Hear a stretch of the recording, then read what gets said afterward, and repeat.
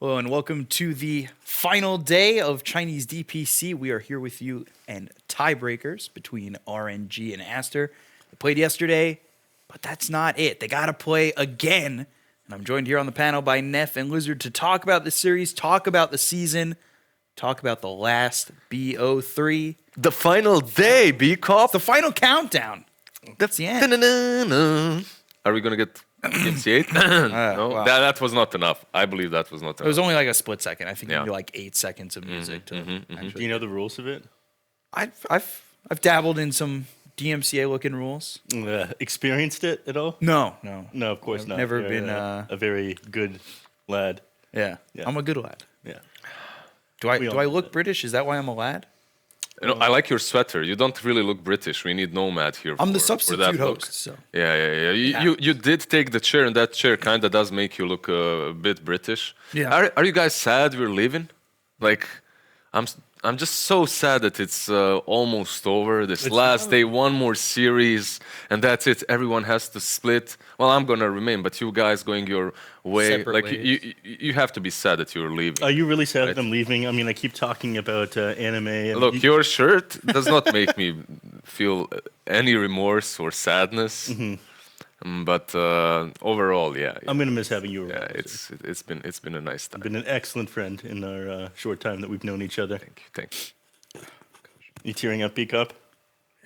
it's so beautiful. Anime, non-anime, friendship. I mean, he loves anime. He watches Dragon Ball.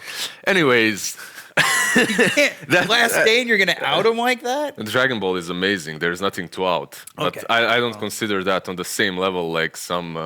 It's a gateway. You'll be with me soon. Yeah, you'll be watching. What gateway? I was Shokugeki watching no that. Soma soon. I was watching that when you were in diapers. Come on, bruh. Are you really that much older than me? I'm not. My parents actually wouldn't allow me to watch violent cartoons or animes, something like that, because my sister thought she was a character from one of the shows and tried to hit my dad with a hockey stick. Oh damn. Yeah. Okay. Yeah. I think she was like 4 or 5, but after that, they're like, nope, not in this house. Isn't it easier to just take the hockey sticks away? Oh, we're Canadian. That's Yeah, that's impossible. Yeah. You're right. They Canadians get born with the skates on. Yeah. B-Cop. How it goes down, yeah. We might separate and leave, but at least the series that we have here is not for relegation, right? It means so much. Let me tell you. What is it for? It's the second and third tiebreaker. It's not for much. Uh-huh. Actually, I lied. It's for everything. For all of, let me scroll up. 60 DPC points. 60 is actually a lot. Yeah. Yeah. That's And like a wait. full placement in a major. $1,000. All right. That's. For these players, for this caliber, probably not a lot. Mm-hmm. Yeah. Yeah. For teams that I was in, that was like, woo! Let's go.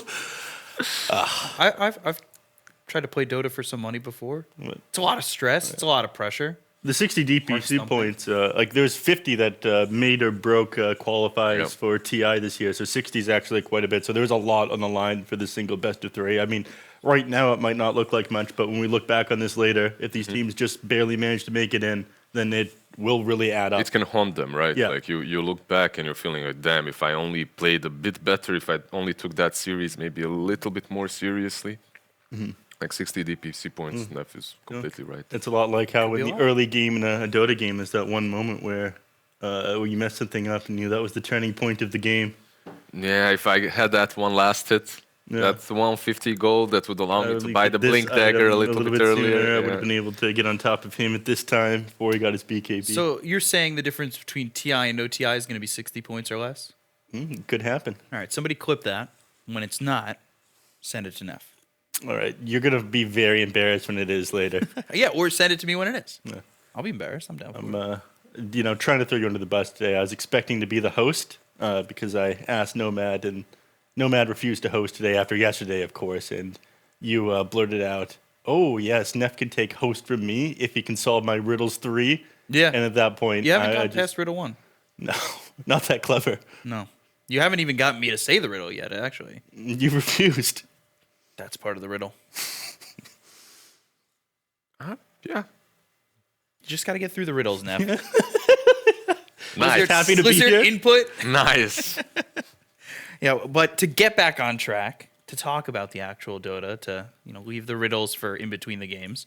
We got RNG, we've got Aster. They played each other yesterday, right? Mm-hmm. Then Aster lost to RNG in what we all thought was a series that Aster was probably gonna win. We didn't really have much faith in RNG at times, especially throughout the season. They've struggled a lot. He's disagreeing, I think. Do you have the faith? Me? Ooh. You said, hey. No, I'm okay. an agreeable person. I'm not conflicting. Okay. I feel that after they were playing the tournament in China, right, that they won, and because of that, they had a lot of eyes on them. They obviously to win something like that, it was a big prize. To win something like that, you need to put out your best stuff, and obviously RNG did capitalize on it, at least yesterday in their series. They learned what they needed to do, or they discussed what they needed to do versus Aster, and they adapted accordingly, stealing the Monkey King away, banning out some different heroes in that first stage. It does make a lot of sense that Aster is in a little bit of a handicap, at least was yesterday, coming into the series versus RNG. But I believe that today we might see a different story. Might be similar, but I'm hoping for 3 games no matter what. Right. And I think Aster has just been impressive because they've been in a handicap the entire season. They're playing with 2 players in boot camp, 3 players in Indonesia, and it's not, the optimal setting for playing in the first season of the DPC. They're hoping that the rest of the players Switch the player come out back as well, soon. right? Yeah. They've had roster changes coming into the season. Yeah, it's not like But same the can be easiest said. thing. Same can be said for a lot of teams in Yeah. Chinese region, right? Yeah, the only team that didn't change up their roster was PSG LGD, and they managed to take the season flawlessly. Yeah. Yeah, they've played really well, obviously finishing in first for 300. I know you're happy to points. see that. Come on, you can admit it. Am I allowed to be biased as the host? No, but we'll allow it for today. Tiebreaker. It's a special day. I mean, as a host, you can do whatever you want to, really. It's Don't your say show. those words. It's your Whatever show. I want. Come on, You know, do your thing. let's go. Do the dance. The LGD dance. Go B Cup. Go B Cup. You guys were doing this before we started as well. Yeah, if I could do the LGD dance, if I knew I could do anything, I would. What's an LGD dance? I don't know. It's just a It's your Little happy specific dance. thing. You have like some specific dance. no. It's just a happiness dance. You do the happy dance. Do you have a dance for Aster or RNG? If I could dance, yeah, I Yeah. would. It would be a dance of excitement because I think these teams are pretty close after what we saw yesterday, and I'm hoping for 3 games as well. I think what everybody's hoping for. We came in yesterday saying we all hope for 9 games, and then we got what we wanted. I was hoping for God King's return to form. I wanted to see more things like his Battle Fury Bloodseeker. The only game where he ran that, though, he ended He up lost. losing, Yep. which is disappointing. The man, I feel like, is losing his confidence here. If you Well, can't that- play Dota how you want to play, I think it affects every part of your game. Yeah, of course. Especially as a carry player that's on the frontier, on the first lines of the front. Like you're the one that has to innovate to stay alive, Yeah. and you're the one that has to find different item builds and different ways of playing heroes in patches, right? I think that I like that he's still confident enough to switch it up, to even buy that Battle Fury, right? Later on, what happened in that game doesn't matter. We can blame it on someone else as long as he tries. As long as somebody has more deaths on his team, you can blame it on him. He had someone to blame, exactly. fine. An interesting stat that I've seen before on the screens before you was that Aster actually picks up 2 to 3 more runes before minute 10. Yeah. Like against RNG, which means that Aster's supports are helping out their mid laner a lot more on average than RNGs are.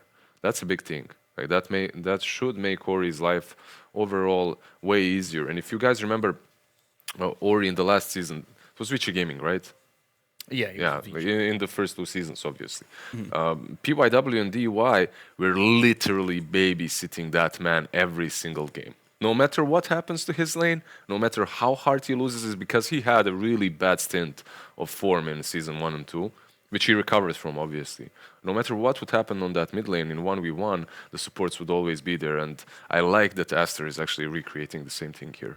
Yeah, with Bobica and PickU also known as Siamese Cat.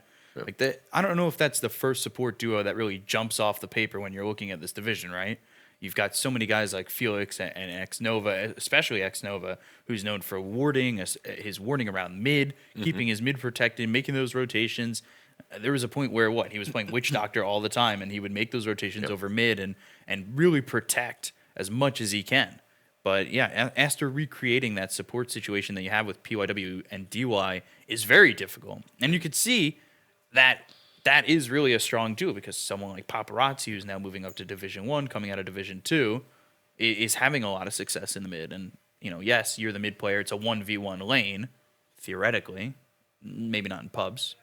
But when you've got your supports coming over to help, if you're getting ganked or somebody's trying to dive the tier 1, you really want that support to bolster yourself up. It can change depending on what hero you're playing in the mid lane and what hero you're playing against. Like Spirit Hero, Storm in particular, it matters a lot whether or not their supports rotate in, because if you don't have the water rune, your life is harder, right? Yeah, your life is a lot harder. You think you have all that mana to work with. Paparazzi had his team securing water runes for him as well when he was playing the Shadow Fiend a lot in Division 2. Without that, there's some very easy ways to punish these certain heroes that are inside the mid lane. So maybe another thing to keep on the lookout What's for. your favorite rune, Neff? My favorite rune? Yeah. What kind of a person are you? By the way, I'm going to judge your character on this answer. It depends on the match, but as a support player, a lot of the time, okay, my favorite rune is for funny reasons, the Illusion rune, because I absolutely love baiting people out with that thing or scouting something out in front. It also allows you to dive So towers. you're deceitful, I see. What would you have said if I said the other thing? I just find something bad. Double damage rune, hungry for power. Just find something. What's your to mess with you. answer? Regeneration rune. Okay. Always trying to keep yourself tip-top shape. I just like, exactly. Healthy life, healthy living. When I played WoW, I was a druid. Okay. It's Fair enough. Tor and druid, obviously. Getting the regen rune, but, How's he allowed to be this good of a person? This sucks. well, It's all lies. yeah, okay. It's all lies, but what isn't a lie is the draft. And to bring in some non-lie stats, we've got our stats draft master, our Cryptic, 100% joining us truthful. on the panel. Yeah, very nice of you to say I'm a truthful person. Yeah. Now I can get away with saying whatever I want up here, and everyone will believe me. Oh, you got the bolo tie on today. Yeah, of course. Yeah, absolutely. Not only the bolo tie, but you have the statsman's stand, and yeah. who's in front of the stand can tell no lies. Yeah, it's That's true. It's well known. known. It's a fact. It is Who's gonna true. win the It game? Infuse you with power. RNG. Yeah. There you go. Like, okay, thank you guys. Yeah. We'll see. Well, yeah, of that course. was Yes, the yes, 2022 well done, season. yes. It's been really good. Yeah. Shaking hands all around. Thank you very much. I'm excited though. It should be a really fun series, like you guys were saying. Like these teams, I think Liz was right. Got caught off yesterday on Aster. So we'll see. If it happens 2 days in a row. Now, my question for you, Draft Master, is, all answers you have are honest. Do you think it puts them at an advantage or disadvantage that they played so many games and ended up winning the Intel World Open just before they played? I think yesterday it was a disadvantage. I think today it's a new day, and I think Aster will be in better form. Okay. Yeah, that's what I think. Makes sense. Will Nev find true love? I think he already has. He has? Are we just treating him like the Magic 8 Ball now? Yeah. Okay. Well, we'll shake him up and ask him some more questions, but for right now, we got to get into the draft. We've got Io Mars from RNG, Bane as well as the Monkey King. All right. For Aster. Hold on. Something strange has happened here. Our most contested hero has not been picked up in the first phase. Queen Pop. of Pain. Yeah, she's true. I feel like for these two teams, Monkey King is probably a bit more important. Monkey and Io, that's how it looked like yesterday. Aster, they do get to play their Monkey King this time around. RNG did manage to steal it from them yesterday. And from the interview specifically, that was something that they highlighted. They're like, yeah, we needed to take Monkey King from them. Yep. So giving this over to Bobica or potentially Monet, right? They can flex it, is very strong for them. RNG do get the Io, which is obviously one of the best heroes, most successful heroes in the DPC currently. Like a 62% win rate or something on a ton of games. So doing very well. Pretty high percentages. I believe everything he So says. they played with it yesterday as well, really well.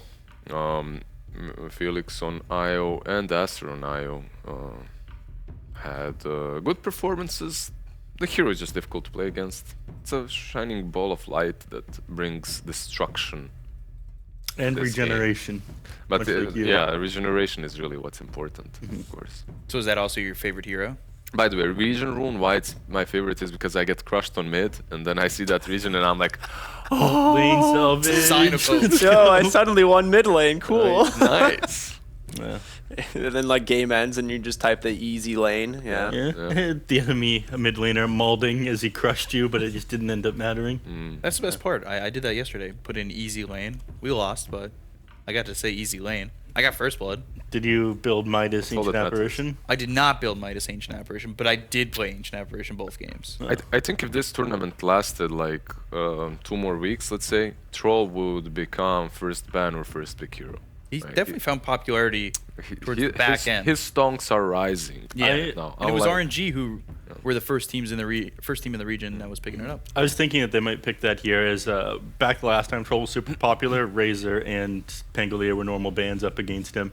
The moment that you see that Razor ban, it kind of does make sense Yeah. to ban out the Troll as well on the side of Aster, as that's what RNG might be planning. But you had the first pick, so you could have taken it. I guess that means that Monkey will be Position 1. position 1 for them most likely. Yeah. And that's what you want, right, versus the Mars. Yeah, it actually makes a lot of sense because the troll is one of the favorable matchups into the Monkey King. So they not only, take the troll out of comfortable hands, but they keep themselves a decent core matchup. They get a Gyro. Gyro Io, Gyro Mars. A lot of synergies here between these 3 heroes on the side of RNG. Not the greatest fan of the Gyro core, however. You prefer it on support? Or just No, I just don't prefer the hero in general. I feel like, with Io it can work. And it has been this super wombo combo for ages, right? But Yep. it's like Jug yesterday. It's a perfect Jug game, and he still doesn't feel strong. Yeah. Gyro's only won once in the Division 1 to China. Hasn't been so picked a lot, though. Only 3 times. It's only been contested 5 times. No. So this hero is not something that China very much favors at all. It was very popular in South America. Current Thunder Predator is one of the teams that ran it a lot. I think Infamous did as well as position 5. They Yeah, would it's pick like- it up at the start of every draft. So it's like Fata did and what the Chinese region did in the first season, literally last year. Yeah. Yeah. They'd take it at the beginning of the draft, and if they didn't counter it, then a lot of time they'd run it position 1, unless they saw a better hero.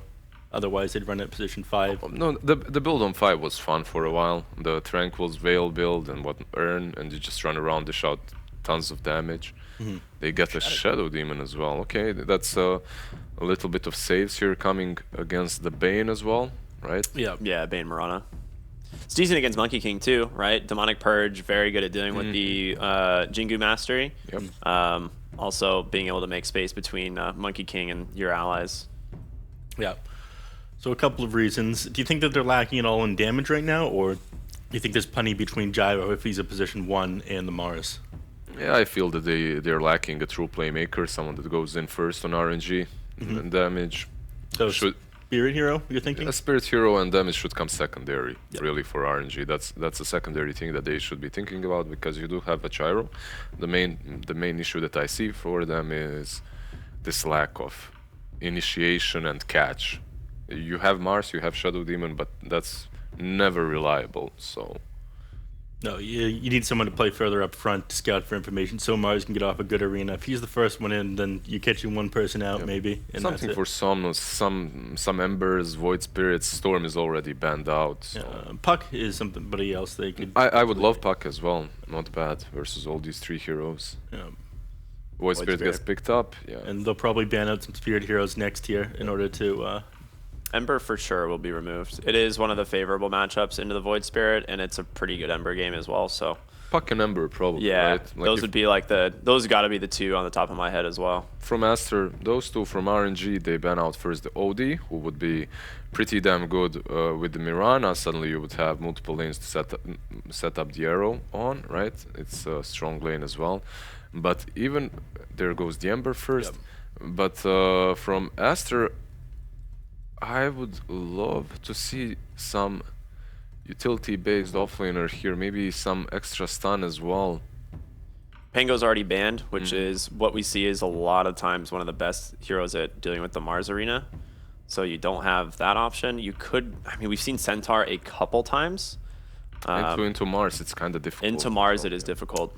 It's more popular in the Chinese region than anything else, but you look like it's something, say, B-Cup. No, I was just gonna say Centaur has been picked just once. Yep. But it has a 100% win Yeah, rate. it did win that Kicking game. butt. It was a very good Centaur I've game. been seeing a lot of Tide though. Yeah. When I don't Yeah, know if it's the best matchup, but it is rough into No, the gyro lane. Damn, that Prophet went through this whole time. Kunkai actually the one banned out. And they get the Tide on RNG. Okay, so that's mid Mars potentially. Or mid-tide. Or mid-tide, yeah. Mid-tide so I mean, far. both are 7E good. played it. Both Yeah. are good versus Void. Yeah. And they steal that Tide away from Aster. Yep. I'm not sure if they would have picked it. But, alright. They definitely made it more interesting on the side of RNG. They didn't get that initiation or catch that I wanted. But it's not bad as well, right? Like you get two big ultis to play around. The Ravage, the Arena. Yeah, the Ravage in the arena. I mean, the Tidehunter is able to play further up front and Doesn't they care have about some- grip, right? as Yeah, well. doesn't care about grip or the arrow. Like these huge duration stuns that come out into them, he'll just dispel them off. And it takes a little while before Monkey King's ready to build a Silver Edge. He'll get it eventually, maybe, but we'll have to see. would it be worth going into the Brewmaster? I'm not crazy about it. We've seen it have a lot of success in this region so far. They have no form of a break right now is my biggest issue if they want to go for a break. Some Legion for the versus Shadow Demon and Io, Yeah. it's bad. What offlane do they get here? Some stun like a Sand King Mirana or something? Well, never mind. Put that monkey on the offlane and just pick up a Morphling, sure. And just destroy the They're playing the gyro. monkey mid. Yeah, it's going to be A monkey mid, 100%. actually. Yeah, Okay. it's, Oh, yeah. it makes That way even more sense. You Yeah, take you're an right. XXS offlane. Void Spirit's a hero that can side lane still. Yeah, Not yeah. traditional, but it happens. No, you're definitely right. Monkey King on that short mid lane versus either the Tide Somnus. or the Yeah, Mars. mid-Mars. Mid-Mars, yeah. Versus the Mars. It should be quite That's- simple That's for him. XXS on the Void Spirit. Yeah, it's going offlane Void Spirit. Who cares? He's so skilled. He can play Yeah. whatever. Give him Storm on offlane. he's Best gonna make player it in the work. world, according to you. Sure. Offlaner. Offlaner. After would we second that. pushed Best you into saying offlaner. it. No, I actually did believe that Tech Success is top 3 offlaner even before you guys pushed me. But we'll see. Void Spirit is definitely a different cookie to play, but I think he can do it. Yeah, definitely a little bit of a different draft now that we've seen the picks on the Euros. This is Do- fun. do- I love this draft. Do you? From both teams. It's just like very, very new. Like we see every once in a while like changes up in the lanes. This is like the first time we've seen both teams kind of swap things up and do something unique. So I am still going to lean a little bit more towards RNG here though. Yep. I'll follow. I feel that it's weird from both, but it's less weird from RNG. Meanwhile, I do love the morphling into gyro though. Yeah. I think that can be a huge difference maker. I'm still gonna go with RNG though. Neff, quick prediction. RNG. I am a God King follower. Okay. So Baited Aster. I was gonna say I'm going Aster. It's gonna two be Aster, two two RNG. Asters, two RNGs, and two casters that are gonna take over here. We've got our premier analyst Black and Nomad. Take it away. That was very nice. But anyway, yes, I am indeed here with Black. Actually, our first time casting together, Black. And I didn't know that you like to, business on the top and, well, nothing on the bottom. It's quite disturbing, but... It's something I heard many, many times in my life. Yeah, I wasn't given any warning. BCOP never told me about this, so... Yeah. It's something you learn to do with the oh Oh my god! What's happening? He's dead, Black. He's died. Somnus says, I take this. I had a talk about that with B-Cup yesterday. There's some certain abilities you always steal kills with. God's Rebuke is definitely one of them. Okay. And Sleight of Fist was the other one. You That's always very wait for useful. the last hit, right? Yeah. Always. And he's a mid laner. This is a mid Mars. We've got a crazy matchup in the middle lane. We're so bored of these storm spirits, voids. Oh my god, it's so dull. And then RNG and after they say, hey, let's put some spice in this curry. Let's get a Monkey King versus Mars matchup in the middle lane for the viewers to enjoy for the final match of the DPC season. Yeah, it would be boring otherwise, right? RNG, they're playmakers, showmakers, they're showmen. And the same with Aster. Could be another rune fight potentially. But Bane, of course, has a night vision and Yeah, okay. Probably don't want to get slapped there. Probably not. Probably not. I'm actually surprised he didn't just sleep him there. Yeah, I mean, chilling. Aster, you know, they're pumping the brakes a little bit. They got first blooded. They don't want to. They don't want to be second blooded as well. Yeah. Absolutely don't want to be third blooded black. Or fourth blooded. That would be a disaster. Yeah, or 69th blooded. 69th blooded would be, yeah, that's pretty amazing you're still in the game at that point, to be honest. That's a lot of kills. But yeah, this mid matchup should be pretty even. Like Monkey King, if he ever gets Jingus up, can of course put in the pain, but it's hard to get Jingus up. You have the spear, you have the rebuke. So someone should be able to free farm here just fine, especially with that first blood.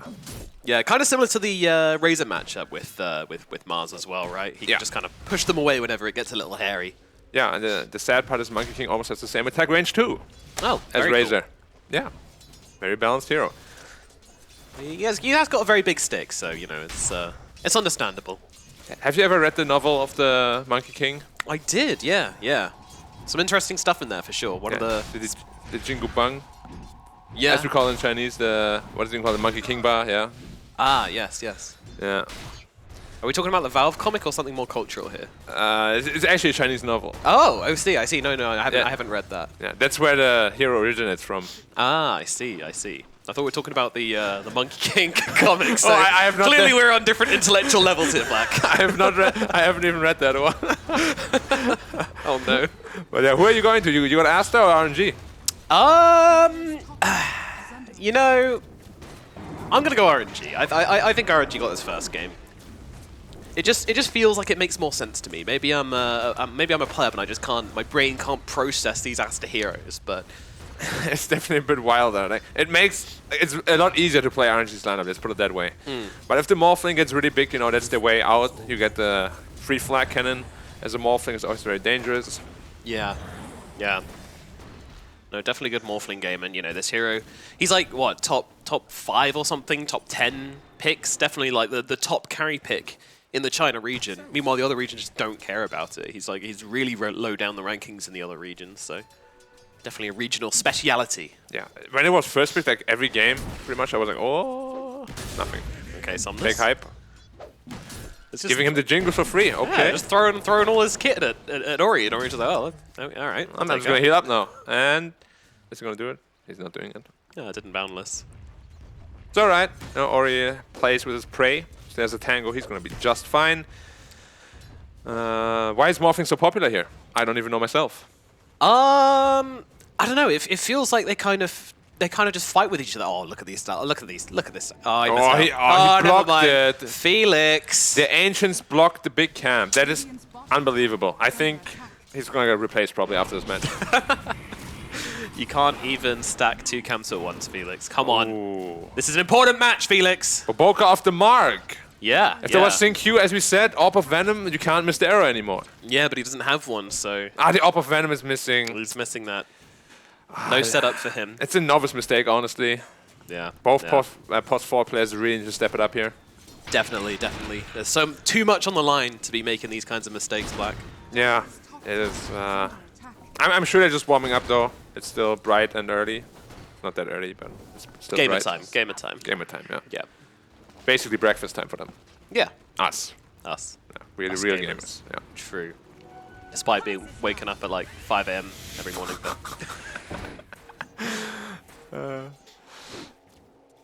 Bit of a kerfuffling for the Water Rune, and wait, does he get one on? Yeah, he gets one on Monkey King. Yeah, he doesn't have a bottle though, so it's not as important for him. PQ coming down just to secure that one. Yeah, how's our Morphling doing? 22 CS, 28 for the Tidehunter. It's really hard to stop a Tidehunter from like ever really farming. Like Kraken Shell and the Anchor Smash is just a little bit too much to handle, especially if you have low range, like a Morphling. Oh, he's moving in onto Chalice here, which means he's going to get in range for the Anchor Smash, therefore lose a lot of the damage, but all good. Mane just going to retreat to the trees, get salved up by support. Thank you very much, Bane. Yeah, especially Morphling, like you can pretty much never kill a Tidehunter because you just lose like 80 damage. Because all your damage is white damage. What's happening in this middle lane? Like this isn't looking too good for Ori. You mean for Somnus? Sorry, for Somnus. Yeah, it's actually looking a lot worse than I thought it would, especially with that first but help as well. Like the lane is not easy for Mars at all, but I thought you can just pretty much to secure creeps with spells every time. But we did see he just aggressed on him for no reason, like twice, and Ori was like, alright, thank you for using your stuff. I'm full HP again. Yes, jumping the gun a little bit, getting a bit antsy and just blasting out all his spells. Oh, cool. He gets the courier on the return there from Chalice. Yeah, but Chalice is pretty much untouchable at this point with the Ring of Health, level 5 Tidehunter. It's a great hero. Wow, just put him to sleep so he can't pull the creep wave. That is annoying. Yeah, the aggro just gets lost, and now Chalice, all that work he put into doubling up the creep wave. Like, damn it. Damn it. Now I've got to walk all the way back. I'm going to lose a creep in the process. Gets denied. Curse you, PQ. Oh, is the Monkey King actually tipping top? Will he be able to get a kill, Nomad? Yeah, I don't know, because they swapped the Nightmare getting no damage. really nicely, and Chalice does not care. Even Xnova coming up for this one as well. Ori, little bit awkward here as he's now being aggressed by the side of RNG. They're actually looking for the turnaround kill here. The poison stacking up, but not enough. He's got the Boundless, so full health. Didn't even hit a single hero, just creep waves and illusions. You saw that one coming a mile off, didn't you? Yeah, I was wondering if he was gonna try to bait anything. Well, he was, but of course, RNG is smarter than that. Didn't bite the bait. So smart. And not asleep. He doesn't like Chalice at all. The third in a row. Is it really doing anything to Chalice? No. Like, it deals like Mental what? damage. 15 pure damage, which is regening in that same time. They saw the big ancient stack though. Oh, bottom lane! Oh my goodness, God King, he's left alone. His babysitter leaves. And then he gets taken down. Stuck a fork in the plug socket, unfortunately. Yeah, and they're also blocking the ancients with a sentry. Very well done. So they won't be able to get that stack. But yeah, Void Spirit, of course, is a very strong spirit. Not just in the mid lane, but his base stats and abilities are strong in side lanes too, as you can see. Top net worth easily. And he looks to be very accustomed on the hero, actually.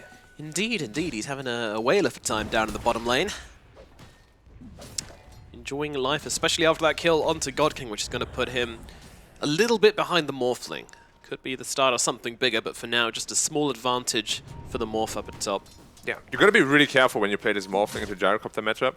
Or rather, Gyrocopter and the Morphling. Like, if you're not ahead in net worth, you are going to struggle big time. Because you are supposed to be the snowball farmer. Morphling is supposed to be the one that farms slower than you. So if you're actually behind the net worth, those teams are going to be rough. So 1-1 right now as the stacks continue to be made here. Xnova going to be the one. Can he D-Ward in time? No, definitely not. Oh, can he? And Shadow Poison he's good. Wait, Go. what? Go. That was a bit late, I think. Quick enough. Let's see. So tense here Nanda, ja. in this tiebreaker. I He knew gets it. them, but not the Ancients. He had time, though. He had time. He just did it late. Unbelievable Arrow coming. scenes. Is it? Where did the arrow come? arrow He arrowed the creep wave. Like the creep ran in Actually. front, yeah. Oh dear. Poor Vaboka. He would have definitely died there on the Mars, I think. Yeah, well, unfortunately, the pesky creeps getting in the way and preventing the arrow from connecting. Yeah, cheeky little voice line too after he hits the creep. Like, ha ha ha. Annoying creeps. Out the way. That happens sometimes. Like if you right-click a hero, the entire wave just aggroes you and you're like, oh, sorry guys. Get out the way, creeps. I messed that one up. Yeah. Got 30 gold though. True, true. So is it really a loss? Yeah, his game is online. Yeah. Oops, guys, I accidentally hit a creep again. Sorry, everyone. Oh, I hit the big centaur, sorry. It just keeps getting in the way of my shots. I hit the range creep Oh, 5 times in a catapult. row. My bad. The classic. Yep. Damn Miranda players. Aren't you supposed to be support? Why are you taking all my creeps? Why have we got a Midas? Mirana Midas, it would be... I would love it, honestly. Whole creep camp gone at once. How can you say that's bad? Against Chen, I would dig it, I think. Okay. Yeah. Against not Chen, probably not. Against any other hero in the game? Yeah, probably not. Right, stealing a little stack. Yep. Very little stack. There was literally one satyr left. It's about sending the message, though. It is. Nothing feels worse than getting your stack stolen. Man, he's big on the Void Spirit. He already has his Kaya. Whoa! But that is Here also we huge. go. Oh, let's see those dollar signs, baby. God King, he's gonna go for the secondary stack on the Ancients. Oh, you bet your Nelly. Felix is gonna stack this one. Yeah. And they tried to stop it on Aster, like they dewarded, blocked it for like 2 minutes, but it's really hard to stop this triangle farming because they have a Mars, they have a Tidehunter. It is so hard to invade the triangle. Yeah, dump those spells. Get that back, Queen. Look at him go. Yeah, God King looks very excited too, like, oh yeah, getting some ancient creeps. He's talking a lot. What do you think he's saying? I got flag cannon in 10 seconds. Flag cannon, Overcharge me flag now. cannon, Overcharge, overcharge, overcharge. Yeah. Gotta make sure you spellcasting's on point there. They're going on shells again. Yeah, they're making the play onto the big watermelon man up in the top lane. He has got the Ravage, also got a Hood as well. Is that going to save him here? It's a question. Ooh, good timing on the Kraken shell. That's very helpful, but Monet still looking to chase, but in range of the anchor smash, so Charge just says, go away. Waves his anchor at him. Tide is such a silly hero. He do be. He also has a chip vest, of course, so it's a 20 HP region. Oh, delicious. Very nice, very balanced, didn't even have to use Ravage, while they farmed that entire stack. Yeah, and that was a position 1, and a position 2, and a position 4, all committed to the position 3. And if you add that all up, it makes A lot of positions. a lot of positions, Yeah. but no deaths. I mean, we spoke about how Morph just doesn't deal damage to Tidehunter. You lose like 60% of your damage, so Morphling hits you for a whooping like 30 damage. And not asleep! Now Void Spirit also comes. Arrow Now the entire nails team is him. here. Where's your Kraken? Here it is, but it's not going to be enough. They will take down Chalice at last as Provoker lands the arrow with a sleep combination. Ori was also in the neighborhood. They were actually all 5 up there. Immediately smoke, of course. Gotta be fast. But Io Gyro are on the bot lane. You won't really be able to find anything here. How much is this smoke about just getting out on the map again, and how much is about actually finding objectives? Yeah, I think that's what I wanted to do. Just like block the Ancient perhaps and make sure that you take some of the map away again. Because if you show 5 heroes there, Chalice is like, yeah, they just brought 5.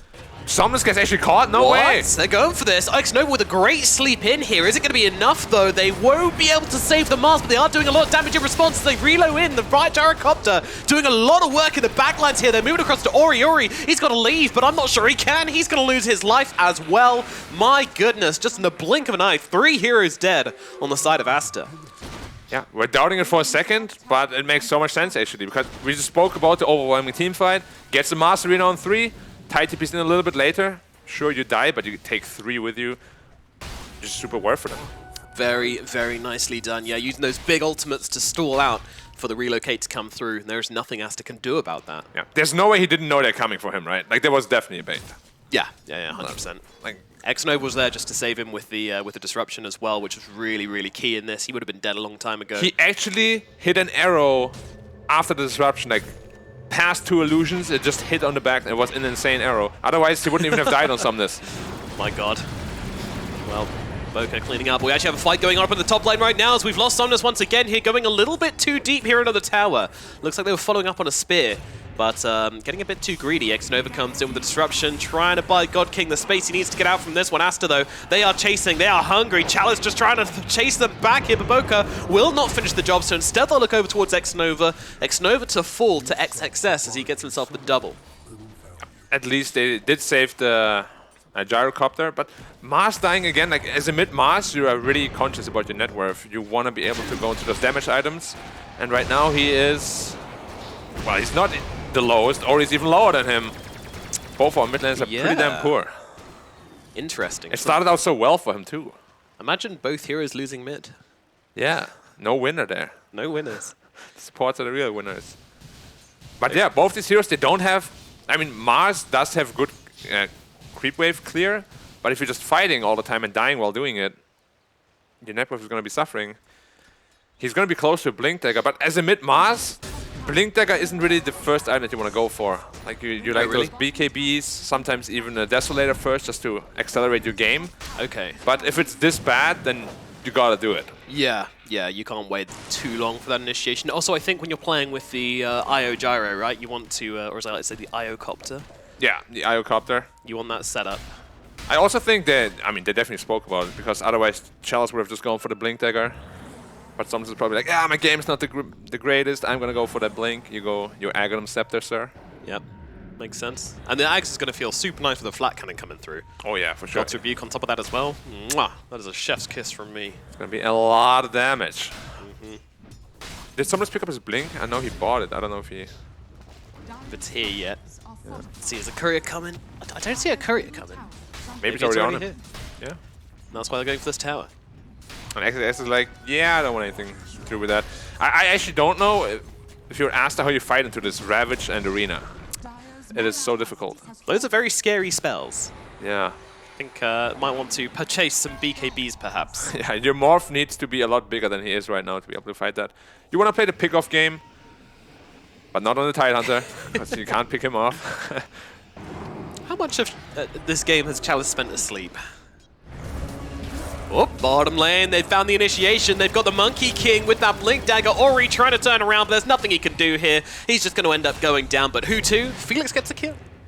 Yeah, and Chalice is just walking it off. Didn't even get brought down to half. It's just silly. Like, Tide doesn't care about Bane or Mirana, any of these combinations. The Kraken Show will just wake him up. He's wasting so much of their time too. They're going to try and make a play on him now. He's going to pop the Ravage and just walk away from this. All right. That was a very He doesn't preemptive even Ravage. walk away. He's still here. Yeah. I'm not quite sure why he Ravaged there. He's still like way more than half health. He got a little bit spooked.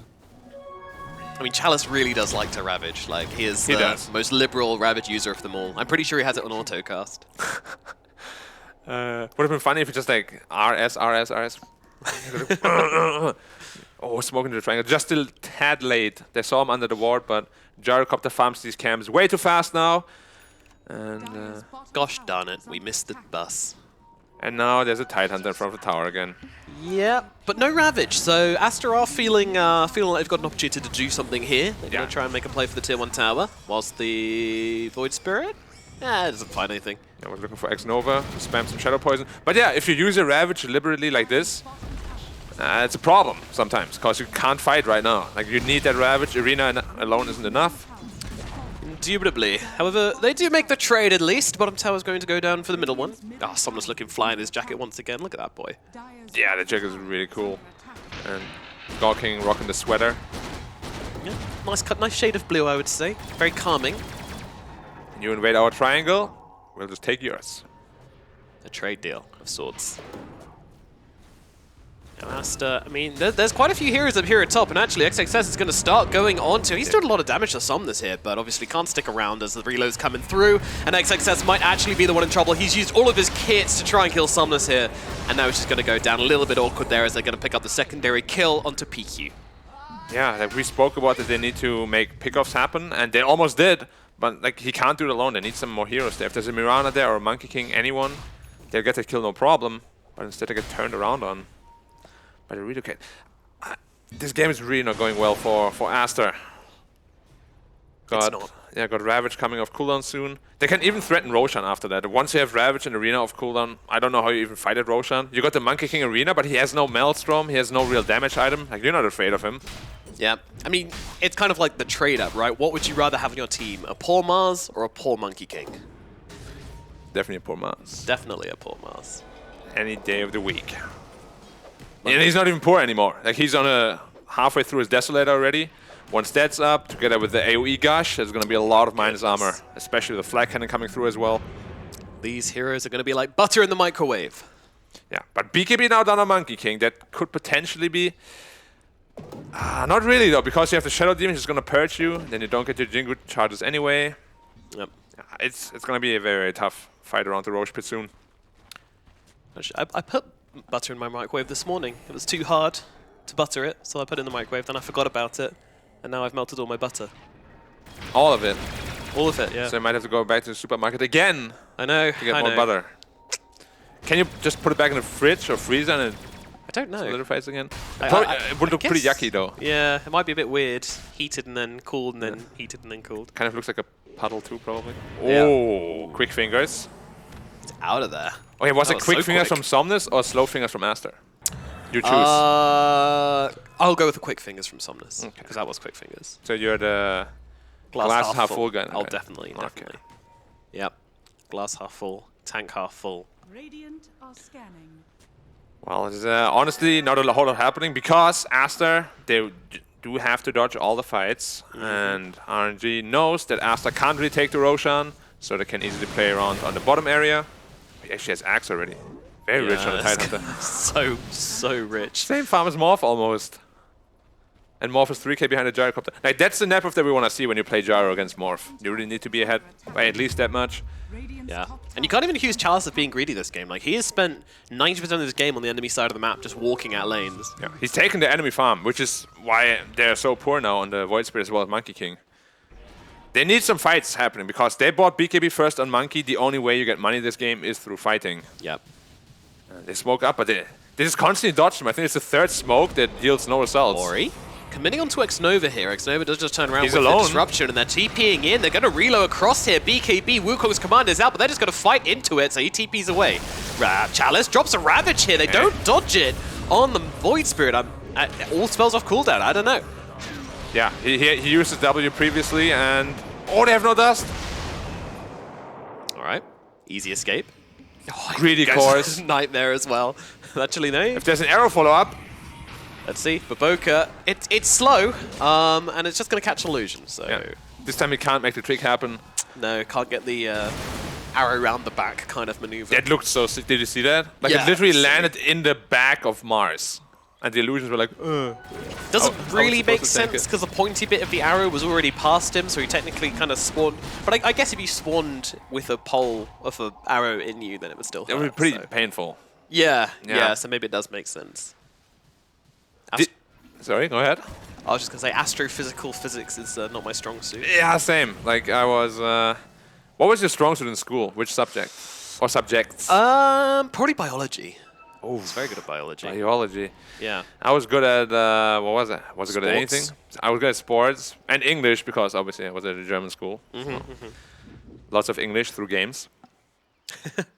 I think this is how most gamers learn English, to be honest. They say it's not useful. Oh, you've caught the Monkey King going for a TP. He didn't here. BKB, actually. Nope. And now you're dead. Well. I saw it was off cooldown, Ori. You cannot fool my eyes. Yeah. And now they're really getting on the morph. I mean, that was just a sick fight from Xnova, though, using the poison and the disruption. Yeah. Not sure you should be BKBing to TP out there, but yeah, just Xnova being a boss. And now they sleep on Chalice. Now they're actually all for here, though, and they relocated out. All right, this should be a kill. Gonna throw everything on the way of Chalice here. Doesn't have the Ravage, so will just be eventually brought down. They get the Watermelon. But Revenge is coming. Somnus jumps in, gets a spear out onto XXS. He'll astral himself away, however. Turn across to Monet here. I don't think Monet's too bothered, though. He's just going to steal the gyro form and kind of watch. But again, not much they can do. Yeah, they probably expected Tide to be able to live just a little bit longer and then turn it around with the IO heal potentially. But they finally get the pesky Watermelon. It was about time. Like, Chalice has played really, really aggressively. And the more you punish him, the less likely he's going to do it again. It's kind of like when you burn your hand on the stove, you know, like, yeah, next time, maybe the second time, I don't really touch my stove very often. Yeah, you shouldn't. Because I learned. Yeah, but sometimes it's like a little bit intriguing, right? Like, True. Daredevil, it's still hot. Sometimes it's just the only way to feel alive. Burn yourself on a stove, yeah. Yeah, Naturally. My yogurt became ice cream. It was so cold in my fridge, I don't know why. Oh, I thought you meant from putting on a stove, and I was like, Yeah, exactly. this is not You how gotta that keep one up, should work. keep up. Come on. Yeah, sorry, very fast-paced. You're casting with me, it's fast-paced. I'm the creator of the anime, by the way, in case you were wondering.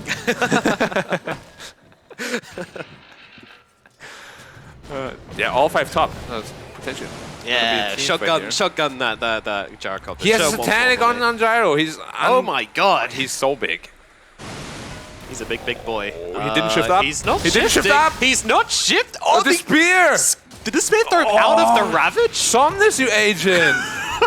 Okay, never seen that one before. Ori now turning around with the Wukong's Command, trying to fight into this one. Can they fight RNG? They're trying, but they're actually going to reload them to the side? Well, it's interesting, and it might just work as they take down the Bane on the sidelines here. Despite the agent play, they still come out ahead because Gyrocopter is just too big. Too big to fail. That was really close. Like, the shotgun was actually in the air and the relocate saved him away from it. Really? That is next level. Just moving him out of the Wukong's command, like, it looked weird because it was like a 2 centimeter relocate, but it was really pretty good. big brain, and now they're trading rockets somewhat. Bye on the Bane. They've got the arrow out onto the Tidal here. Chalice, it's a big target. They can bring him down. Monet trying to get the finish off onto him, and they will not actually get the kill. He's out of there, and now they're turning around. Oh my god, the Marauder just gets absolutely shredded. They'll move their attention to the Bane. He's not getting out of this one. I don't believe the spear will finish the job. And once more, RNG just holding steady. They have the sustain. They are not going anywhere. Dire's top tower is under I mean, RNG beat them yesterday pretty convincingly in that game 2 and 3. Yeah, looking to repeat the same story here. I think Roshan is next. And then you have the Daedalus on Gyrocopter. I really just don't know what you do about him right now. Like, you gotta Fiend's Grip him, but you have 2 saving heroes that can easily cancel that Fiend's Grip as well. Yeah. Or just disrupt him, relocate him out. You got Ravage, you got everything you need for this Gyrocopter to succeed. What does the Morphling have from his team to succeed? Nothing, really. There's a Wukong's command and Yeah. XXS, like Wesley, did have a great time in the laning phase. He just didn't really find the kills after that point. I don't know. Do you feel like XXS should have been kind of looking deeper into the enemy side of the map to try and make some plays happen, or was it just not possible against this lineup? I think the biggest problem is just the Monkey King is too poor. Like, they need more damage, but the Monkey King isn't pulling his weight right now, basically. Like, he is supposed to be probably around the network of the Mars to be able to have impact. Like, you have a Desolator on top and maybe one more damage item. But right now, it's just not cutting it. Like, look how tanky Tidehunter is. Gyrocopter sitting at 3k health. Mars has the Bulwark. Soon his BKB. I don't know where the damage output is going to come from. It's all Morphling. Yep. You know, we say something in England, not enough to cut the mustard. I don't know what it means. You have pretty 'cause tough mustard in England. I then. guess we do. I guess, I don't know. I've tried it. It doesn't seem tough to me, but maybe I'm abnormally strong. I was in England once for a LAN of Heroes of New Earth. All right. And it was actually, where was it? London, I believe. London. Good old London. Yes. Do you like lovely London? city. I'm actually moving to London. Oh, that's sick. I liked London a lot too. Stayed at the hotel there, had a good time. X-Nova might get slapped up here. Uh-oh. Shotgun to follow, and they will finish the job. And PQ says, my kill. Thank you very much. And they say, well, we'll just take this Roshan, don't mind me. They're coming over. They're not going to make it here in time, I don't believe. Minori's moving across, but he's actually looking at Chalice here. So he's going to take a Ravage to the face. They didn't finish off the BKB. Roshan. Oh no, not like this. Ori loses his life, and they get the Aegis. This just was not a good trade at the end of the day. And He jumped on top of him, right? He jumped on top of the Tide, and Tide's like, all right. He definitely didn't expect that move. Yeah, yeah. But even if you BKB that, like, you're all by yourself, Aster is looking pretty, what's the word? Discombobulated. What a word. Great job. Yes. Thank you. Discombobulation is definitely the state of the game for Aster. Meanwhile, RNG, they are very combobulated. Very combobulated, indeed. And at this point, I don't know what's going to stop RNG from just taking the last T2 tower, perhaps even just threaten high ground. Yep. You have a shotgun, sure, on the Gyrocopter, but even if it brings him to half health, I would just heal him back up. Yeah, I mean, do you not just shotgun the IO instead? But If you can. if you can. If you can reach him. Here's BKB now on Mars. Good luck bringing him down. Somnus BKB comes out from him, and yeah, Aster just going to back away from this. So not bad, bailing out the BKB, and actually, PQ's still following here. Didn't have the Ether lens, unfortunately. Oh, Yeah, great. Chalice is like, come at me then. Yeah, moving on to Moonlight Shadow and finding Chalice is just like, well, all right, this is useless. Chalice is always smiling when he runs into the enemy. He's like, He's smiling a lot this game, then. yes. That's Literally pretty the much all entire we've done. game. That's what they say, though. Do what makes you happy. Yeah. Bane gets very happy by sleeping people. Really He's been does. doing it all game. Like, no follow-up, like, ever.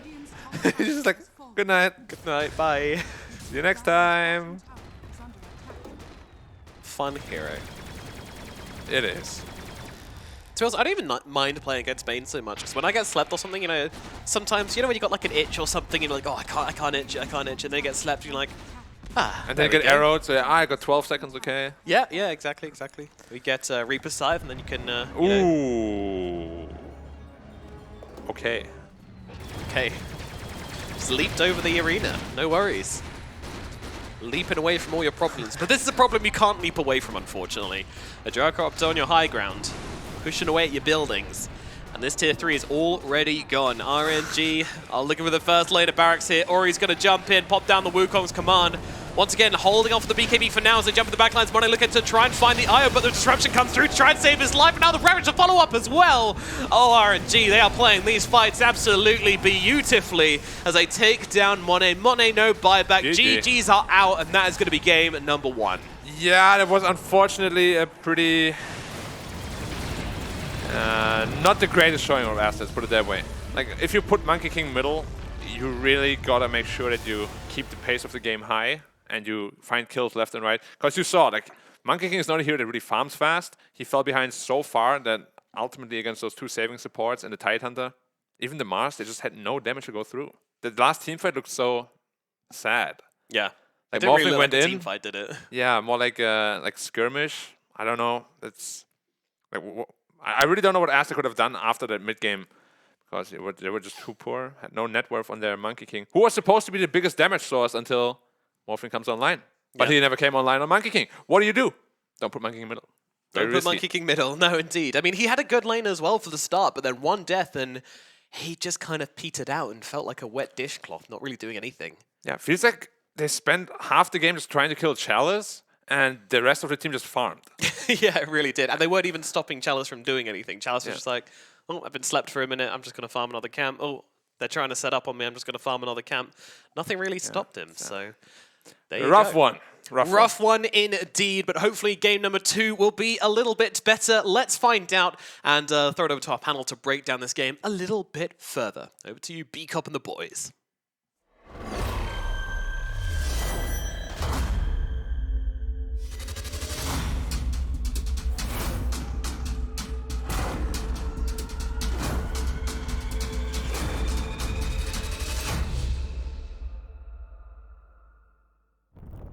Thank you very much, Nomad and Black. Game 1 going the way of RNG.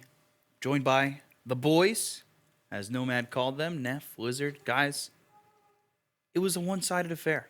No real pushback at all from Aster. Does RNG have Aster's number? Is this just going to be a quick 2-0? I don't think so.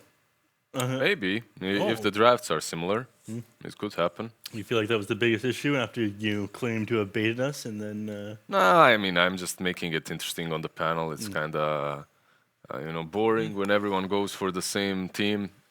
My mind hasn't changed. Both of the drafts were extremely weird, but RNG's was less of so, right? I mean, the Morphling struggled to farm nearly as fast as the Gyrocopter, but that's normal when you're up against him in the IO.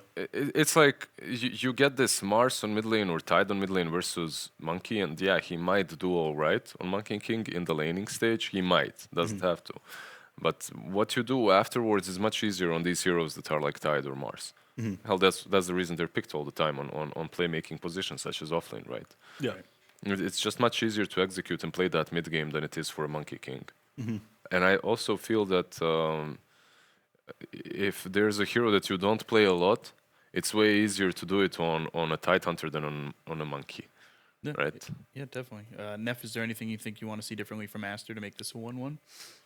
I'm thinking with Lizard, and I want to see different drafts this game. Both teams were a little bit weird. We saw the surprise picks come at the end. I mean, it was very clear that neither team was that comfortable with their hero. I think they were like bronze on a lot of them.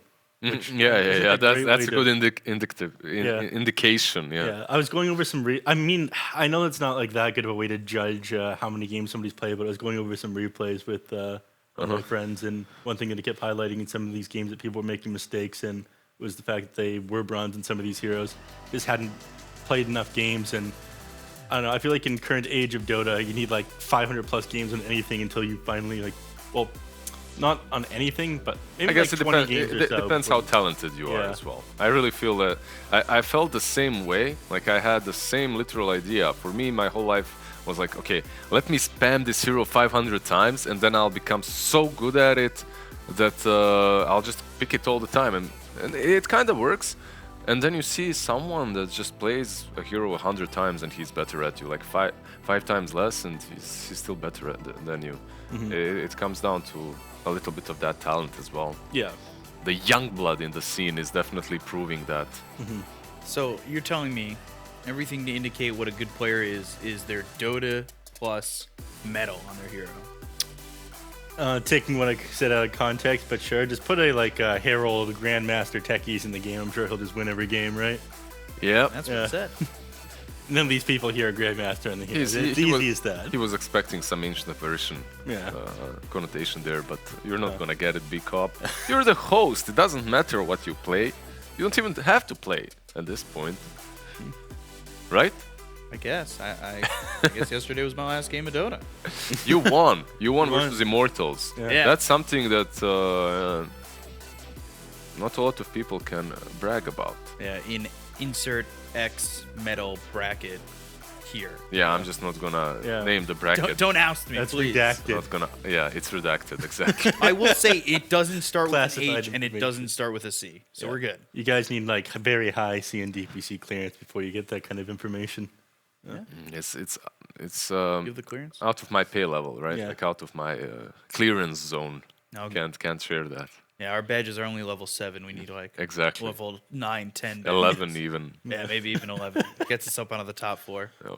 before we get some real clearance around here. And clearance is not something that Aster could do. It was always RNG on their side of the map. They could never clear it away. And when we take a look at the MVP coming Yep. through at you. Also, one huge thing that I noticed in this game is a reoccurring thing that's happening in Dota. There's something extremely popular that's completely abused. Then it gets figured out. It gets like these cycles, right? It gets figured out and countered every single game, and because of that, it stops being picked. Like in this game, Io and Gyro made so many stacks and farmed so many stacks, and nothing was done to contest it. Well, there wasn't that much they could do to contest it with those heroes, unfortunately. I mean, Ah, Void Vayne, Spirit- Mirana, Monkey, Void Spirit, come on, those are playmaking heroes, 4 of them. Yeah, but they don't clear out the stacks that quickly themselves. They Void can Spirit- contest it. They yeah. can go and kill them. I'm just saying that, like 6 months to a year ago, those stacks would have been, if there's Io and Gyro, they would have been warded up, and Io and Gyro would have died multiple times trying to clear them. Yeah, I mean, we saw that from PSG, LGD, and some of their opponents earlier on. There's just huge stacks of Ancients made for Tinker to laser them down, but then the teams weren't warding up the Ancient stacks against them until after a couple of games where they got away with it. But your point is fair as well, because you are playing into Tidehunter and the Mars. Yeah. If you just run uphill, you might be greeted by a Ravage or an Arena to the face. So. And if the enemies have vision of that, you try to go and use all of your cooldowns on Void Spirit in order to clear out the stack. Suddenly you have nothing, and then you all just die going up there. So I feel it was difficult with the heroes they had. Yeah, I still feel, I agree, could have been done perhaps a bit better. Could have tried. Yeah, definitely. This didn't work. So. It just, it comes down to that. It just didn't Yeah. work. Yeah. It's like the best way to get through a game. It's like, it just didn't work. Let's go to the next one. It is. Don't hang on it, It's a don't healthy build on it. attitude.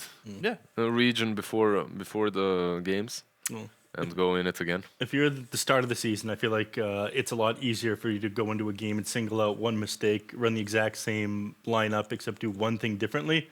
But this is the end of the season. You don't have time to Yep. do something like that. I think you need to shake it up completely. So rather than, hey, let's do it again, except this differently, I think we go, okay, this didn't work. It has to be completely different this time. We're going to try to throw them off. Yeah. I heard they were gonna pick Meepo. There are That rumors. would be hype. There are rumors. Rumors of Meepo. We were trying to get rumors of techies yesterday. Mm-hmm. We just couldn't get the approval. We even texted Zhao 8. We're like, can we get some techies? Mm-hmm. No, we're No bidding, answer? we're bidding for real. No answer? Yeah, that would have assumed if I got a response, right? Yeah, I did not get a response. But you know who we can get a response from? Our draft master, draft sensei, Hey, our yo. stat sensei, the one, the only, our cryptic. Dancing. I 100% prediction rate once again. Of course, you're welcome. One- Yep. Nailed He it. cannot lie. Like Yeah. He doesn't stated lie. this. You asked initially. You're like, this guy doesn't. He can't lie, and yeah, it's true. Do we have any more 8-ball predictions for him? No, I don't need any predictions. I just want to say that you have a very nice name. I was looking at the screen, and it went like, I know that we call him Ricky, but Ricky Peterson. It sounds like it sounds like an actor or something. I like the. It's Did you change that? Is that your real name or is it like stage name? It's, his It's stage an name. industry secret. Yeah, you it's know? an industry Yeah. secret. Okay, I like I you see. too, though. Thanks, buddy. it's either an actor's name. My or name, a like character no from one can even Backyard pronounce. You definitely be in like backyard baseball. Ricky Peterson, the tall Dude. kid. Pablo, most OP. Pete Wheeler, very good. I at, remember Pete Wheeler. Yeah, good. You backyard know what they're baseball. talking about? Yeah, it's, I have no idea. Some American. Don't worry about it. It's definitely an American Yeah. game. You want to talk about hockey? Yeah, like Yeah. I'm ready to Really? pretend that I know what you're talking about, just to make them feel worse. I guess. Tell me why the trapezoid is important in hockey. Trapezoid. Yes. Trapezoid is extremely important Go on. because it's one of the most Fundamental shapes. No, most fundamental shapes when it comes to playmaking in hockey. It just depends on the defense and offense and how they connect together into Yeah. the trapezoid. I believe every single word you just said. Absolutely. I have. Spot on. Fundamental shape, man. It's just fundamentals, right? Surprised you even had to ask Also, that one. if you need help with working out trapezoids, I can help you with that as well. There are some pull exercises that you can incorporate in your routine. Anyways, Monkey King doesn't need to incorporate anything. He's ripped. Well, I was gonna shredded. say, speaking of the fundamentals, 2 of them banned, IO and AA. Yeah. Very rare. Ooh. AA is not a fundamental. This is some lore. AA is not a fundamental. You just disappointed Neff. I can Who are the see 4 the fundamentals? I can see the anime on his shirt crying right now, Ricky. How dare It's you? all right. I'm It's- surprised you even bothered looking. It's Io, Keeper of the Light, Chaos Knight, and Enigma. Yeah. why is Chaos That's what he Knight said. an elemental Fundamental of chaos. fundamental of Chaos? Yeah. Sure. Yeah. Troll early. You're talking about. Yeah, this you said troll. it was probably gonna be something we'd see in the first phase going on forward, and Thank you. there you are. Thank you, Aster. Vindicated. Could be the last game of the season, but we got there. It's just Baboka. He was watching the stream. He's like, let's give Lizard Lizard this guy one. might be onto something. Yeah, no. Let's just make this self-fulfilling prophecy. You know. All right. Let's now, give him a hero. Queen of Pain has made it through again to the first phase, so that could be a hero, like you said, that people have figured out. It's gonna get banned now. Right? It's gonna be one of. Certainly, the it'll be banned out here. Certainly. I'm expecting her to be banned out by RNG or by Aster. It's only got a in the second 42% phase. win rate, so it kind of is figured out, right? What's the contest rate of it? The Queen of Pain. Yep. Well, they banned out the Broodmother now. That was again more popular and picked up a lot more in IWO, and Aster being the champions of that, I'm sure know how to play against it very well and to practice it quite a bit. So giving that up to them probably not the best idea. Makes sense to get rid of it. Get rid of the 55 queen. 93% contest rate on that Queen of Pain. Like when you talk about stats and win rates, you also have to keep in mind like at what point was this hero usually picked. And Queen of Pain is first phase. Exactly. And when you're first phase, if you have above 53% win rate, that's Still good. very good. That's very good. Yeah. Also, you got to know what teams played and how Do much, right? you know, like in solo games like Warcraft and Starcraft, if you have above 55% win rate overall on your stats, it's considered really good. Like as a player. I always had a 100% win rate on StarCraft. I put in some cheat codes. I see. Yeah. My photon cannons couldn't die. Classic. Get some carriers out there from the Protoss. Black Sheep Swarm 'em. Wall. Oh, that was a classic one. Yeah. The what? It's a cheat code. Cheat code. From I'm trying StarCraft. to remember. It's been a long time. Power overwhelming. Power overwhelming. Black Sheep Wall. There is no spoon. Yeah, there is no spoon was always the best one. Yeah. Run around was just dropping spells The everywhere. best one in Warcraft was someone set up us a bomb. Honestly, that was the best cheat code. Someone set us a bomb. You just instantly lost. Nice cheat code, thank you. Got him. Got him. Queen of Pain's still in. Like I really think that she should be Gunner right now, but yeah, Puck is in the pool. If you pick it, you can get some heroes that work well against her. Let's see, Puck actually gets banned out and they get the Storm instead. Okay, this is sick. For RNG, right? Storm Yeah. was banned out in the last game. So one thing to note, the Troll Warlord, every time we've seen it, it's been picked later in the draft, and it's always been picked into a strong lane. So this time they do the opposite where they pick it early and then prioritize the bans. So you see like 3 hard troll counters all removed immediately after. Yep. And it's pretty good. I mean, it's currently 4-1 in the DPC, or for CN DPC, and now they have big team fight and a lot of control to bring in. So this works really well with the troll. I'm surprised they picked up the Mars and the Leshrac here rather than the Queen of Pain because it does do fairly well against Storm. But I suppose these heroes do as well. Shuts down the Weaver, the Mars, Sakuchi obviously not helping you too much when you're inside the arena. You control up the Monkey King, he tries to jump away. I like the Mars. The Leshrac makes a little bit less sense to me, but I guess they're potentially looking to close out this game fairly fast. It is good at taking towers. You can punish the Storm as he moves into the jungle at like the level 4 or 5 mark.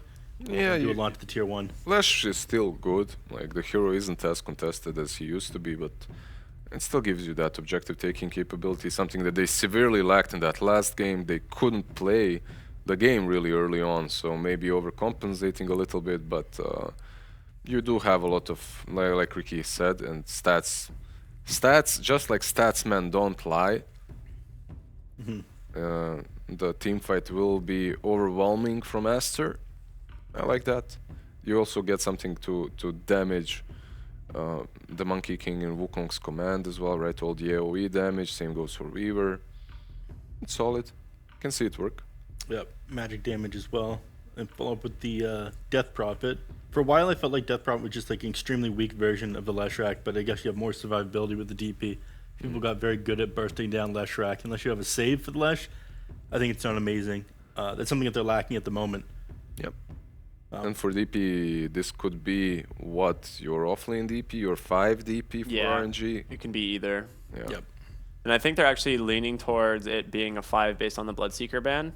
It is decent enough in the lane, especially if it is going to be the Monkey King in the 1 position. They can still definitely swap Monkey King and Weaver, so either 1 or 4 for both of them, which is pretty good. But if it is going to be a offlane Mars, it'll probably end up being the Monkey King once... it'll probably be the Monkey King this time on the 1 position. Interestingly, though, the 2 bans from Aster are carries. So they're expecting that God King will not be playing either one of these 2 heroes.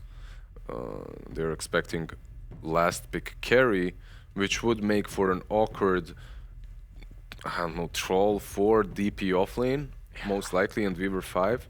Or Troll plus DP, Monkey plus DP offlane and... or Monkey plus Weaver offlane. We'll see. What do you think the last pick on Aster is going to be? Let me rewind. What do they need? Position 4? They need a support, right? Yeah, 4. Rubik's still in the pool. I feel like he's pretty good here. I like Rubik. I feel like that's a really good call. Wouldn't mind it for Baboka. They get an edge instead. That's a hero that we haven't seen too much of, and when people forget to counter out the camps, then it becomes super strong. Yeah. Deals with Monkey King is one of the main issues. Like, you actually want to run the Monkey King as support now because of the enchant. I mean, it's not the end-all be-all counter to it, but it is pretty good. The Dispel on his Jingu Master. You just bait it. Like, you wait for him to get to Jingu, and then you just instantly dispel it. Yeah. Yeah, I can see that working. The problem is if you're like in the lane, the way you're playing Enches, you usually want that creep, right? But the Dispel is nice, like you said. It's just, for me, it does feel a little bit awkward, and they go for the Life Stealer last pick into a Troll. Yeah, That's an interesting one. When you say interesting, do you mean you... I usually mean used to be bad or something like that. Usually. But you're professional. I just say interesting to be more diplomatic. It's good with the Storm. They have the Storm Ball to roll in, That's right? old school. And Troll, old school, did used to be much better than he is right now versus Lifestealer. So they do have some things going for them. But Lifestealer, damn, that's a different one. It is. It's going to be a successful lane, for sure, for the Lifestealer. Outside of that, though, it's because of the struggle. Mars, right? Like you can rage out and whatnot as well later on. Yeah, it's got a good lane, and then going late game, you have always rage to get outside of the arena. So like in general, like I see that idea behind it, but overall, it does seem like it's going to be a little bit weaker than what we saw last game out of RNG. So predictions. I'll start with Neff. What are you going for? I'll go with the RNG again, game number 2. Okay. I'll go with Ricky second. I'll go with Aster again. Okay. Game number I'll go with 2. Ricky third. Thanks. Saving best for last, clearly. I'm going to go Aster as well. Yeah. So one. Or anything where you go on the distance. 3 games. Go in the distance. You think 3 games? I hope so. I'll join you on that. I'll go Aster, and then we'll send it over to our casters. It's going to be the very handsome Nomad and Black. Take it away, guys.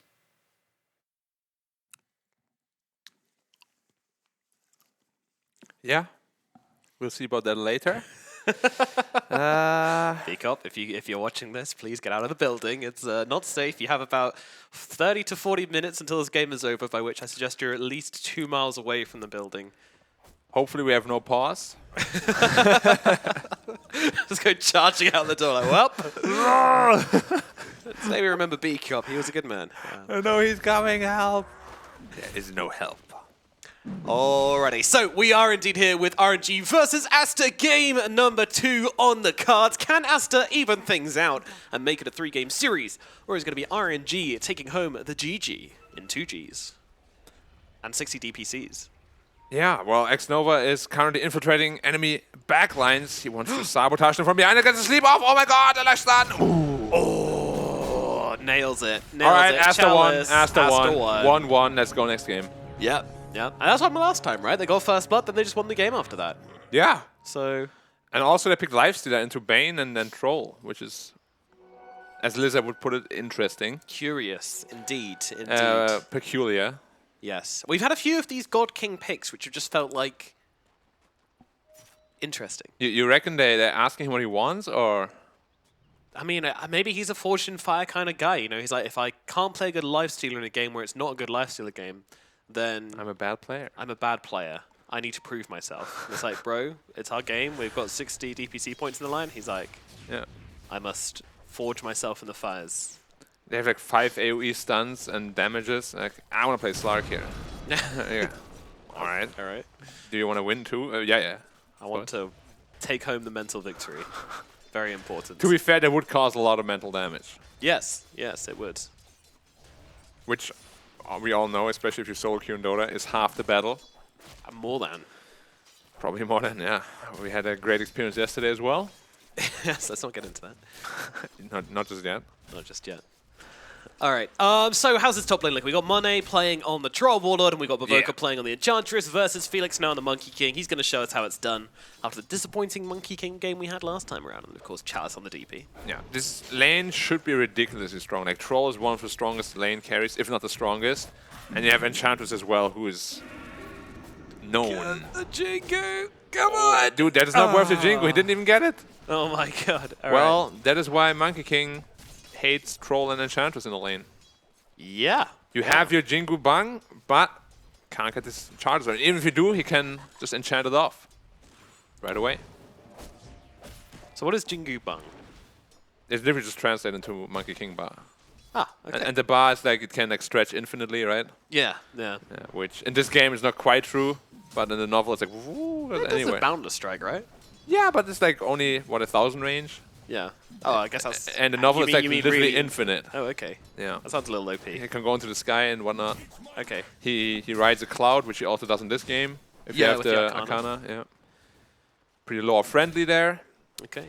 Well, maybe it should be infinite. I don't know. Maybe you should be able to get an Ags and then just boundless across the Global. map. Yeah. You Global get, like, boundless.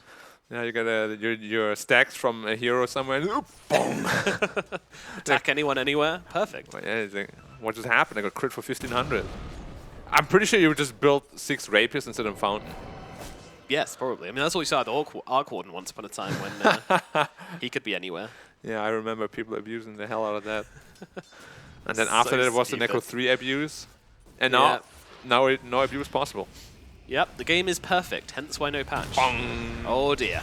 Oh dear. Somnus getting his chip salted in the middle lane a little bit here by Ori and by PQ with a nice rotation in.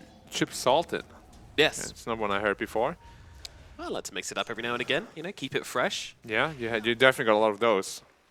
I do. Out of any person I ever worked with, definitely the most. Good, at least I excel at something.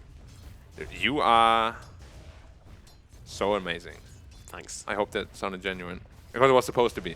But I'm a kind of cold guy, you know. I have a hard time showing my emotions sometimes. That's all right. He slapped himself, not X-Nova. What a twist! He's like, I got you, me!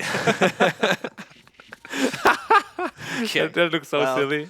Now you get to walk back to base in shame. How does so, that happen? I don't know. He was so far away from him too. I don't know. That was an interesting one. It just kind of felt like panic, really. Like, He's getting the rune, he's getting the rune. Ah! He got the rune. yeah, you know, like how a tortoise kind of like goes into its shell whenever it's scared. It kind of Yeah. felt like that. Yeah, but Oh god, a weaver! Ah! a bug. But as you can see, Lifestealer is a decent hero against Mars, but he just free farms anyway. Good stun. Oh, yes. And Bane is like, I'm here again. Yep, and Somnus, he's in a bit of trouble here. Now, they don't have the stun this time around. The Weaver's going to come in and take the Nightmare. Is that going to be enough to keep Somnus alive? I think it just well might be. Actually, he's going for the turnaround here. Electric Vortex under the tower. One down from PQ, but doesn't have the spells to bring down Somnus. Awfully close, but not quite enough in the tank. Yeah, he's... You know, this is the moment where if you're the contractor, you ask him to stand down a bit. It's becoming too obvious, Agent Bane. Meet me in the tower at 4:30. Oh, they're taking a lot of damage by Boca too, but don't really have the damage without the Boundless Strike. Yeah, it's an underwhelming lane, unfortunately. But Ow! Charles isn't doing terribly. He's not doing well, but he's not doing terribly. Yeah, actually better than I thought he would. But as I say that, 11 sticks. He's gonna be just fine. Under tower. I think the Monkey King is doing a good job at keeping lane control here, or balancing the equilibrium somehow. Hard Yeah. to tell. Without that, the DP would be absolutely screwed. They're probably at level 2 or 3, can't touch the lane. Yeah. He's also body blocking the hard camp every time as well, and that's going to make it very annoying for Baboka, who just wants a big fat creep. Yeah, didn't luck out and find a Harpy yet. It's always the cheat code. Oh, we won the lane. Very cool. He's taking a lot of damage though from Boca. Oh, and X-Nova taking even more damage than that in the middle lane as the bug shell fall to Ori. Another kill in the bag for the GOAT. Yeah. He's just so angry on the Bane, just always mid lane. Oh, you killed me, I want to sleep you again. Sleep you again and again. Oh, Chalice is probably just gone, huh? Oh, their sun's not looking too good. Yeah, breaking the Spirit Siphon as well on the Enchantress. Only one source of healing, but it's doing a lot of work, but not quite enough. As that lovely Rainbow Spear comes flying on over and finishes off the life off the Death Prophet. Yeah, the doubles though a little bit too much to handle, especially once the Monkey King left the lane. And it's honestly a little bit odd to rotate around without Boundless Strike. Because what can you really offer? That. Impressive. And the Enchantress is like, hey Lash, you want some more creeps? Here. Oh, thank you very much. And Troll's like, what are you doing? I am the carry. Take my creeps. I take your life. But I mean, we said DP isn't doing too badly. Yeah. 2.1k net worth is pretty poor down there. Yeah. And we all know poor DP, it's pretty tough to play Dota because the hero is very reliant on running in, being able to get the Spirit Siphons off. Oh boy, Weaver dead in the middle lane. Again. Somnus just trying to sneak some creeps in before his tower falls, but I think that might be what's happening here with the Enchantress moving on over. No, actually, they've got to fortify. I like the way Aster's playing around this mid lane a lot. Like, they're putting so much pressure on because they know they don't really have any tower pressure on RNG until DP6. So they're free to do this without really any punishment. And Monkey King DP, they will have a very hard time killing that troll, actually. He's too tanky, too fast. Yeah, he's a bit of a maniac. We've already talked about how bad the matchups are, so they'll just leave Chalice alone for now in a 1v1 with Monet, which Monet will be absolutely fine about. So does lose a range creep here. Yeah. Oh, there's another monkey. He's going to try to cut a tree. Yeah. Gets the wrong one. Lost the gamble. Run, Felix. Run. Oh my god, he's playing a dangerous game here. He just left like... he might be in trouble anyways, though. Yeah, maybe. They've got the... oh my god, the Enchantress does so much damage with that impetus, but X-Nova coming on in here with Chalice. They're looking for a turnaround onto Baboka. Baboka losing his health here. Crimson comes through and Felix finishes the job, but was that really necessary? Some might argue no, it was not. But he did get the kill. True, instead of the DP getting it, he got it. That Yep, and immediately died. Very Perfect. spicy. Now they have Exorcism too because of the kill. And when they say, oh, I'm out, bye. Yeah, it's close, my god. The I did not Ghosts- expect that at all. Suddenly Yeah. just takes 1,000 damage. I mean, the Ghosts weren't really hitting him that much at the very start, and then they were like, actually, no, we don't like you. Whoa, hold on, XXS. He just solo kills him. Wow, that's big. That is big. He is so farmed on that Mars, 4.2k net worth. Yeah, he's been vibing down in the bottom lane. They both have, actually, and now Somnus looking for a kill here onto the Bane, but the Bane with the lifetime going to keep himself alive a little bit Hasted longer. Lash. As Ori comes roaming in across, but the stun does miss, unfortunately, so Felix shall be the one to fall. And I think X-Nova could be... Whoa. Oh my god, buddy, that is a little Yes, bit too close comfort. Tries to go for the D-ward. I think that was his, just trying to squeeze a little bit of value out of his life there at the last minute, but not quite enough in the end. Yeah, Hasted Lash Rock is Ice Rock's finest creation. It's literally the only thing the hero lacks. Movement speed. Once you have that, you just run any hero down. Luckily, Somnus managed to dodge the stun, otherwise his 3 heroes dead. But he has already got his boots of travel at minute 9. He is so big on the Lash. And Mars is even bigger, which is My a big God. problem. Yeah. At least Lifestealer has fun, but we've already said this isn't perhaps the most ideal Lifestealer game we've ever seen. So- Into Bane, it's always rough as Lifestealer. Why is he's always there alone? This is like the 4th time.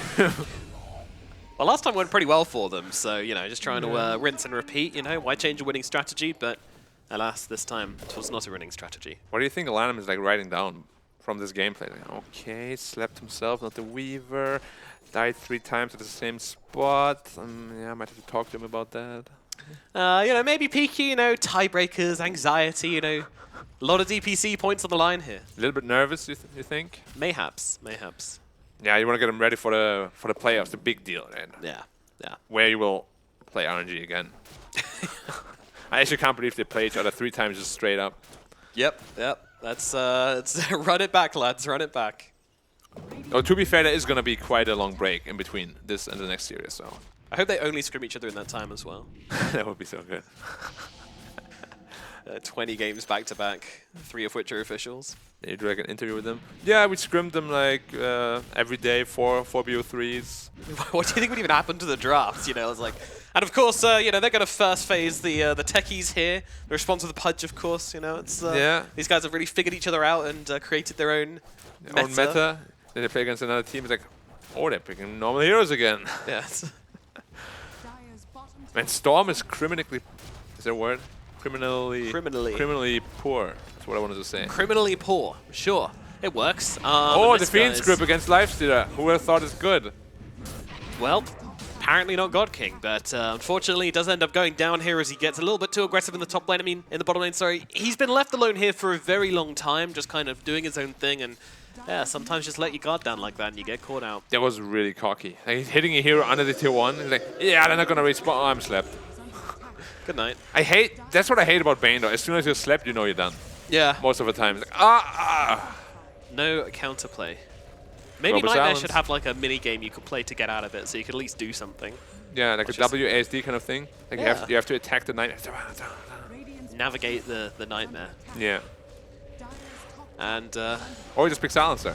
yep, RNG have got a Nightmare which they have to navigate in this game, that's for sure. Yeah, I mean, there's just so many problems to deal with. Like Troll, you're actually happy when you ask that Troll is. I mean, obviously you want him to be richer, but out of the 3 cores, he has the least impact right now, so you don't mind that he's poor. Lash and Mars are going to be the pace setters, so you really want him to be farmed, and they are so big compared to the DP and Storm. He's not going to have Orchid until like minute 16. It's really late for a Storm. Yeah. Ooh. Oh, he has no mana, no mana! Oh no, he didn't quite make it up. The little boy that couldn't quite get up the stairs. Did you think he thought like that thing counts as obscured vision? Oh, the spear also the DP. Bye. Bye-bye. 2 heroes dead, 2 cores dead. Aster just running around the map killing whoever they want, wherever they want, however they want to do it. So it's getting a little bit rough here, Black. Yeah. Let's be real though, that little statue where Somnus died, you shouldn't be able to see through it, right? I mean, we see how thin some of these trees are, right? Like, look at that little tree in the river there. That's tiny. You can't hide behind a giant statue, but you can hide behind that tree. Yeah. It's always the silliest thing when you see like a Tide Hunter or like an Underlord hiding behind that tree, and you're just like, really, bro? How is that possible? Dota would be so next level if like model sizes would play a role when it comes to vision too. Yeah, that would be cute. Just give them some buffs elsewhere, and then Yeah. Kind of like in fighting games where the heavier the character is, the faster they get grounded, so you can't combo them as much. But the hitboxes are bigger, Interesting. so it's always a plus and a minus. You know, should be the same in Dota. Like Weaver, super tiny, just hide anywhere. More complexity, because that's what We don't have enough of it. We love it. We love it. I mean, that's what we love. That's why we all fell in love with the game. It's why every patch which comes out and it's like, here, have some shards. We're just like, eat that up. Thank you very much. much. Consumable Agonum Scepter. Tiny. So the Bane. Yeah, he's Nightmares himself, which might buy him a little bit of time, but probably not enough, though. He's staying alive for the time being. Chalice coming in, though, grabbing those Spirit Siphons and getting 1 kill. And actually, Monet, oh my god, that was close. Gets off the ultimate at the very last minute, trying to turn around here, and they're going to be able to kill off Chalice. Still alive, Monet, still alive. though, he's going to have to run himself away, but both with the heals, they keep him alive, and they get a spear out onto Somnus. He's gone as well. How on earth did Aster turn that one around? Well, Troll is such a hit or miss hero. Like, if he doesn't get that ult off with 1 health, he is literally just dead in the team fight. The only reason they stuck around is because they wanted to kill a Troll, right? Which gave Lash enough time to come back into the fight. My God. I've I mean, seen the replay watch here, this. yeah. Watch this on the troll. Watch this on the troll. How much HP did he have? It must have been like 10 or something. Nothing. Yeah. Again, the DPO suddenly doing so much damage. What? How much was it? 2? I saw 2. I could barely see. I mean, it's hard to tell because when the ulti goes off, obviously he hit 0 at the same time. But he must have been mashing his R key so hard here. In fact, I'm kind of surprised they're not pausing to get a fire extinguisher to put the fire from the kinetic energy from him just spamming his R key so quickly. He's just powering all of China by himself right now. He really is. New form of energy detected. Yeah, I mean, this was the fight that you were looking to really crush. And Lifestealer wasn't part of it, was he? He was farming. Yeah, I think he was hit. I'm not really too sure, but No, I don't recall seeing him in the fight. Oh, and Weaver just gets taken out too. It's just Alright. too much damage coming out right now. Too much lockdown as well. He doesn't even have a blink dagger. Yeah, X-Nova, that is indeed what happened. But you can see the difference, right? Between the mid and the offlane being really rich and the carry being very rich. A rich carry, you like to see it, but he doesn't really contribute as much. To these early fights, Yeah. Imagine if the Storm was the one there instead of the Lifestealer. Like the Troll would have been dead. 100%, yeah, 100%. It's puts them in a bit of position where RNG is struggling to make the plays, but it so nearly went well for them. So nearly, yeah. But then it Until it all didn't. Like, Lifestealer needs to join the fights now on God King. Like, he's gotta be able to fight because you're the strongest hero. Without you, you're missing like almost half your net worth. Literally, yeah. Though to be a fickle mistress sometimes. Yeah. And now Troll is like, well, I was behind, but now I got Battle Fury, so I'm catching back up, no problem. Yep. And Mars now takes his seat once again on the top of the podium when it comes so to net rich. worth. He's balling out of control. Yeah. What's he actually got on the Mars? He went Armlet and then Blink Dagger, I believe. You're going actually into BKB first, before Blink Dagger. Okay. Armlet BKB. Yeah. Makes sense. You got the Eul Scepter on Lash to initiate. You got the Bane to potentially set up for you. Once you have that BKB, you literally just run in and kill the DP. There's no counterplay. Yeah, you can't touch that Enchantress. A little bit too tanky. And he's going Orchid actually against the Storm, so Storm is not gonna feel too happy about that. Even more ways of locking him down. Wait, who's going Orchid? The Ench. Really? The Yeah, plus 5 Enchantress is going for an Orchid. He almost has it. What a baller. Yeah. He literally needs one more component. Oh, okay. Bane just says hello to X-Nova in the bottom lane. Oh, ulti committed from the troll as well. Yeah. Guess Might they as don't well. like X-Nova. Yeah, because you're just gonna be busy farming anyway. Also, you have night vision on Bane for some reason, and DP does not. So DP didn't actually see the Bane. Yeah. Yeah, it makes sense for Bane to have night vision. I'm not sure it makes sense for Death Prophet to have night vision, though. Yeah. He's literally the embodiment of nightmares, right? Why does Sniper have 1800 night vision, though? Literally full night vision. He's got those glasses on, which are actually enchanted with a magical night vision spell. Yeah, dwarves are very magical, so that makes sense. Yeah, checks out. Yeah, for Read sure. the lore, guys, come on. He's in smoke break position once more. Are they gonna fall for it? They see him under the ward. Yep, they're going on the Bane here, going on the Bane as they... this guy's dead, he's got an Orchid on him. Bye. See ya. God King looking for a bigger target right now. Not holding the Rage just yet. Now we'll use it to try and get out of the arena, though he's not actually sure if he wants to or not. Gonna jump inside Chalice here. Hitch a little ride real quick. Nice Eul Scepter by Chalice. If you get speared there, he's definitely dead. Yeah. Do you feel like God King should have kept fighting there, or do you think going back was the right move? It's very risky to just run in because there is a lot of burst damage coming from the Mars and Lash, and you don't really have any save on the side of RNG, so... Yeah. Oh, no stun though. And no allies. No. Just seeing if he maybe pops a rune instantly, he could maybe purge it off him, I guess. Yeah. Obviously, he would rather get there himself first, but alas, 'twas not the case. Yeah, finally something going the way of RNG. But of course, Aster is still quite far ahead. And Lifestealer, as we said, it's not going to be easy for him. Like, he will need the Storm to cancel the Bane grip or jump on him first. It's going to be tough team fights for sure. Yeah, there's a long shopping list of things they need to deal with inside of RNG before they can find that ideal fight. Yeah. One of those things is controlling the Bane, and another one is making sure this troll just doesn't rip through their entire team with one ultimate. Yeah, and now Ench also has Orchid in like 40 gold. So Storm jumping in, you're probably not going to get out of there until you get your BKB. I imagine they'll see this coming on RNG, but there's always that possibility where they're just not checking the Enchantress, but I don't think that's going to be the case with these guys. Not at this level of play. No. There's Okay. no way. Yeah, I hope at least. Structures are fortified. You won't see anyone being caught out by this sneaky Orchid pickup. Radiant's top tower Yeah, I'd imagine once the Troll finishes the BKB, he's just going to be looking to go straight for the Roshan. Because they know Storm right now is no threat. If you just stick together, don't get picked off around the map. Did they sleep X-Nova again? They did. Oh, X-Nova, my sweet boy. He's just getting assaulted from everywhere. Bam, bam, bam, bam. Yeah, I mean, at least it's a position 5 dying and not someone else, you know. There's always that silver lining to the cloud, but Roshan, oh my goodness, this is going to be a quick one. Aster into the Roshan, taking the Aegis. RNG just not in the neighborhood to even consider defending this Rosh. Yep. And there's the Orchid on the edge. Good luck, Storm. Yep. And now we have Aegis on my personal favorite Aegis carrier, Leshrac. I actually prefer this one over Storm. Really? Yeah, probably because I'm bad, but also because I feel like just running into the middle of a team fight, popping all your spells, and dying and then doing it all again sounds pretty fun. Yeah, it does. But that's why it's so good in Storm, right? Yeah, but Storm's always got an escape plan, right? He can always get out. Ah. Leshrac, he's a a bit more hard risky. committal kind of guy. I mean, I don't disagree. Lash with Aegis can be absolutely game-winning. Ooh, is he gonna find the Storm? He didn't get him.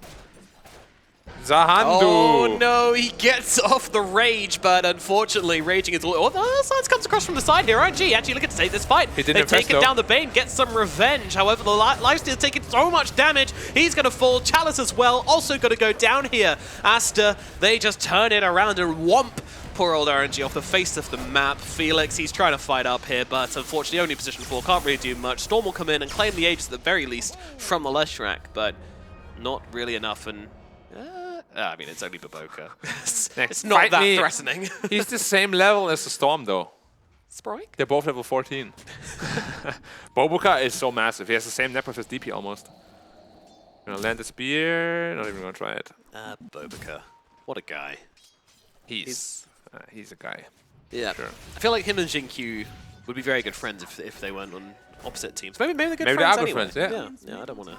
Happens a lot in China, actually. Like you on the battlefield, you have fierce competitors. Yep. But then once it goes to the karaoke bar, you sing along, nice duet. Fierce duos. Yeah. Blasting out some beats. They love karaoke in the East, don't they? They do. I mean, we love karaoke, but nothing compared to. And they take it very seriously, don't they? Yeah, I mean, in China would go like pretty much once a week or so. Wow. Yeah, they love to sing, and a lot of them sing very well. Yeah. And then there's you. I don't sing because I know it's gonna be awful. I don't want to embarrass anyone. That's very nice of you. Yeah. Yeah, I don't want to Saving make their anyone. eardrums. Yes, please, exactly. I'm well aware of my strengths and weaknesses. You know, Nice guy, singing Black. is not one of them. Yeah. See, I'm aware of my weakness, but I choose to do it anyway. So. The selfish approach. Yes. Oh. X-Nova's dead again. Yeah. So it's not just like, well, I mean, do you want to see it again, guys? I can just play one of the previous clips back. Like, it's happened about 10 times already as we move in to the top lane here. Leshrac's actually getting very, very low here. Can they finish him off? Grip comes down on Chalice, but it's not going to make a difference. Yule's out there, keeping him alive. This go is going to fall finally as Chalice gets off the Crypt Swarm, but they've also killed off Somnus on the sidelines here. And God King, he's not really too sure what to do with himself. He's just going to back himself away. Meanwhile, Sleep is out onto Chalice, who's continuing to chase here, but in comes a spear from the side, and they're going to be able to clean up that one as well. It is 4 heroes dead on the side of RNG in total. Meanwhile, Aster, they do lose a Leshrac, but that is going to be about it. Yeah, it feels like. Look at the damage he got off there as well, despite being on no health the entire fight. Yeah, I mean, you just do that while using yourself, right? All the damage around him. I mean, Leshrac, when he's farmed like this and you're not farmed enough, like RNG isn't, it's so hard to actually kill him without him just killing you. They're all just waiting around him. He's going to come down eventually, and when he does, we're going to kill him. Oh, we all took like a 1,000 damage. Yeah. And then the troll cleaned up the Storm, who used all his mana to try and kill the Lash. I think Lifesteal wasn't even part of that fight at all. Again. He Like- was. like- He was. He was? Yeah, he was in that one, but he was just kind of having who- troubles with Bobuka on the side. He was fighting the Eng? Well, that's Yes. the one target you cannot fight. Like, at all. Yeah. Yeah, it's... Like, you need to be able to just infest the Storm, jump the Lash together. If they are there together, he's dead instantly. Unfortunate, but time does go on. Yeah, but he's really got to be paying more attention to that, because if you lose one more fight like this, Troll is very, very strong at just taking the base out. And they have a Leshrac as well. Yeah. They've got so much building damage, and So much hero damage as well. Just damage of all kinds of variety here. Yeah, it's a very well-rounded draft. Feels great. I'm really surprised that they like first faced the troll and they didn't really answer it at all. Yeah. In fact, I would say he's got pretty good matchups. Yeah, no, it's seeming like a great troll game so far. He hasn't really struggled. Ooh. Tries to guess the tree. Doesn't quite get it right there, XXS, but, you know, you miss 100% of the spears you don't throw. I gotta be careful. Yeah, this could go bad. The sleep and the grip on the backlines here. PQ just doing some heavy lifting as they get the kill onto Somnus. They will lose the Bane, but it's such a good price to pay as they'll move in towards the Lifestealer. He will fall as well. God King is dead. Long live the True King, which is the Troll Warlord in this game. Yeah. Actually, I just realized Lifesteal went for BKB, which is not a bad item, but it doesn't answer the problem of Troll at all. Like, who's gonna answer the Troll now? It was supposed to be Lifesteal's job, but to begin with, the matchup isn't very good. Yeah. And then you itemize in a way where you don't answer him at all, and this is what happens. Troll just hit him with a basher, and he's like, oh, I guess I used my BKB, but can't do a whole lot with it. Would you rather seen like a Halberd or something like that? Yeah, for sure. Because like he's the only one that can really deal with the Troll, and then you leave it to Storm and DP to deal with the rest around you. Because like, if you don't deal with him, who does? You? I can't do anything, unfortunately. Oh. I'm a caster. I can curse him, maybe. Let's try. Troll's having the best game of his life. What a gamer. Absolutely no mistakes so far. It doesn't work when you do it deliberately, though. We all know this. Yeah. Like you try, can't but- force it. You can't force it. No. It has to be natural. Alas, no helping RNG at this point. They are in a hole. And digging In a hole, upwards is yeah. not an option. It's 14k advantage only, but if you are quote-unquote outdrafted like this, it really just feels much more insurmountable than that. Especially if Bane gets plays like in the last time. He just gets his super good sleep on the Storm. So good. Like, God King had the chance to actually wake him up with the rage and let him play, but I guess he just had like a lapse in concentration, which easily happens sometimes. But Yeah, just wanted to kill the Bane as quickly as possible. Felt like, you know, three shots should do the job, but unfortunately the entire team has arrived by the time he's finished that third shot. So yes, he gets a kill, but unfortunately your two lockdown heroes are now just absolute meat for the side of RNG, and they are the meat blenders. Going to turn them into a lovely meat smoothie. But now finally the first taxi bomb, as we like to call it. XXS, is he gonna be the victim of it? Nani? Oh, That is just sad. that wasn't anime at all, was it, Black? No. I was fishing for the anime comeback, but the arc is yet to be completed. And XXS was like, haha, I saw it from a mile away. Yeah. Does the glass move? Pushes up the glasses. Yeah. You'll have to do better than that. Baka. Well, top tower is in fact gone without any answer whatsoever. And Aster's like, all right, we are out, in, out. Chalice Yules the Troll. Very impactful. Yes, it slowed it down by approximately 1 second. Well, 2.5 to be exact. 2.5. But unfortunately, time marches on. Time flies like an arrow. Fruit flies like a banana. Roche responds in 40 seconds. Who's going to take it, though? Well, That's not the question. RNG. That's, I mean, we never know. I mean, honestly, they could like, there's just no No. way that Aster would ever not scout it. You know, like a Yeah. sneak smoke or something. It's not gonna happen. They're already set up for it, and it's still like 30 seconds till it's going to be up. Another 5-man smoke. The second right, one. let's This go. time's gonna work This time, RNG. Can they do it? with the BKB lifestealer. Like it just feels so underwhelming. They're not even infest bombing this time. And the smoke gets popped. And they see the Troll Warlord. And they're panicking. Run. Run. Up. This way. That way. Okay, down this. Yep. Okay, perfect. We've think got a they- ward down. You think they realized they got unsmoked? They didn't act like they did. Well, they're going to turn around and look at Monet here, but immediate stun comes down onto Lycia. Somnus taking a blast of damage straight off the back. They've got the monkey in the backlines. XXS claims that kill as Monet just starts tearing the Lifestealer apart. Infest into Chalice, trying to get away, but the grip onto the Storm from the high ground. How do you even do that? GG's are called. Oh my god, PQ having an absolute blinder of a performance in this second game as they even out the series on Aster.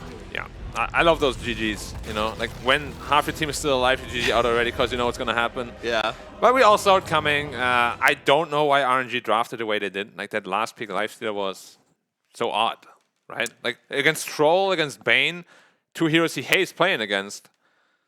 It's a God King special. You know, he likes his lifestealer. I don't know why he likes his lifestealer. It's not a good hero. I mean, maybe it's not him. Maybe it's a coach saying like, right, God King, you know, we're going to train you up good and proper, son. You know, these DPC leagues, you know, these are nothing. Right, I'm going to put you in terrible situations. You know, you're going to Every experience. Yeah, the community's going to flame you. You're going to be put through the worst of it, and you're going to come out as an absolute Chad. You call yourself God King. Time to prove it, boy. Either you break or we mold you. Yes, yes. You're gonna. It's like just on the brink, you know. It's like, Yep. but not quite through. But will he break? Yeah, and then you go boom. We'll find out in game 3, I guess. Yeah, but will it be a game 3? Yes, there will be a game 3. You're right, because it's 1-1. Yes. It's perfect. I mean, it was definitely an awkward game for RNG, but what did Aster do well? What did Aster do well? Aster, I mean, first of all, the draft was very solid. They had a lot of magic damage, a lot of building damage, Roshan damage, team fight, tank, scaling, of course. Yeah, the late game was way better. Yeah, I don't know. There was honestly no weakness in the draft, and the way Bane played around mid lane was insanely good. Like, it looked kind of funky here and there, like he fed a couple of kills, but it made all his games so easy and Summoners' games so hard. And we spoke about the difference. If your like pace setters are farmed and your carry is not, it's way better than your carry being farmed in your like Storm and DP being very poor. Perhaps God King needed to join like fights much earlier. Would have maybe helped them, but didn't happen. What can you do about it? Game 3, hopefully a different story. Hopefully a different story indeed to break down this game and preview the next one. We, of course, have our lovely, lovely panel with 2 very handsome gentlemen upon it. Handing it back to BKop and the lads.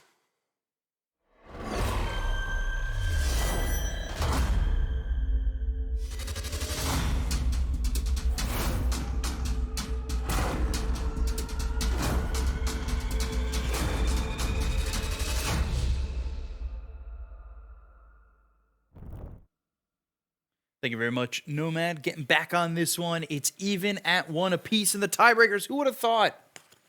Ricky did. Our Cryptic did. Wizard, I did think that. You That's did? true. I'm just going to say you did. I did as well. No, you didn't. He followed me. You did Yeah. not. Wait, did he? Yeah, How you did I did. follow you? I We all went followed first. each other. I went first. That's true. You did. I followed you this time.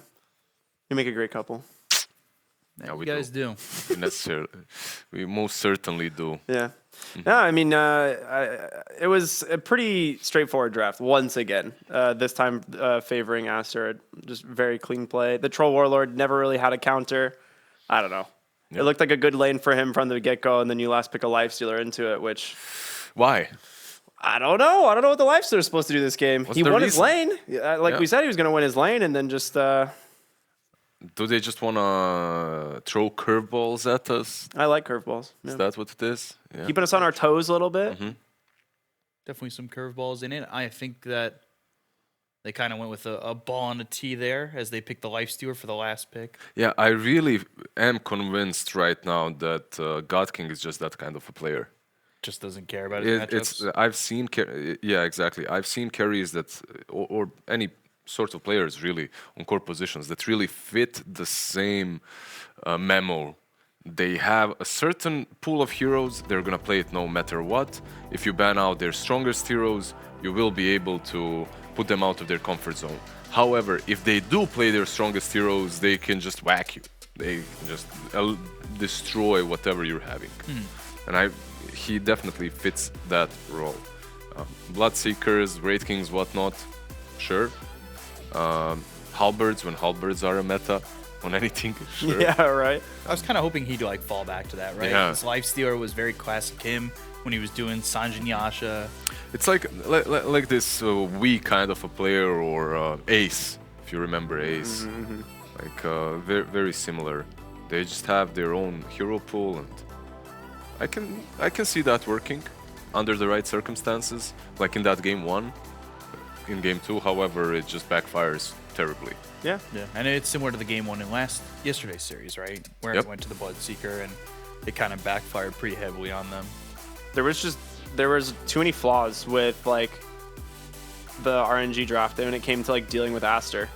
Like there's way too many answers in Aster's pocket here, and like XXS goes the armlet build on Mars, which I love so much because he was just crushing this bottom lane. Like, Lifestealer basically draws, like they both end up very farmed, but you now have an armlet on your offlane hero who one-shots Chalice top lane as soon as he tries to take the tower.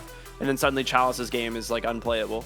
It's just, it was so sick. Like, they itemized perfectly, and RNG just did not have any way of dealing with this. Troll used to be amazing versus Lifestealer because of the bash, right? Yeah. You just get on top of him and you bash him and you destroy him.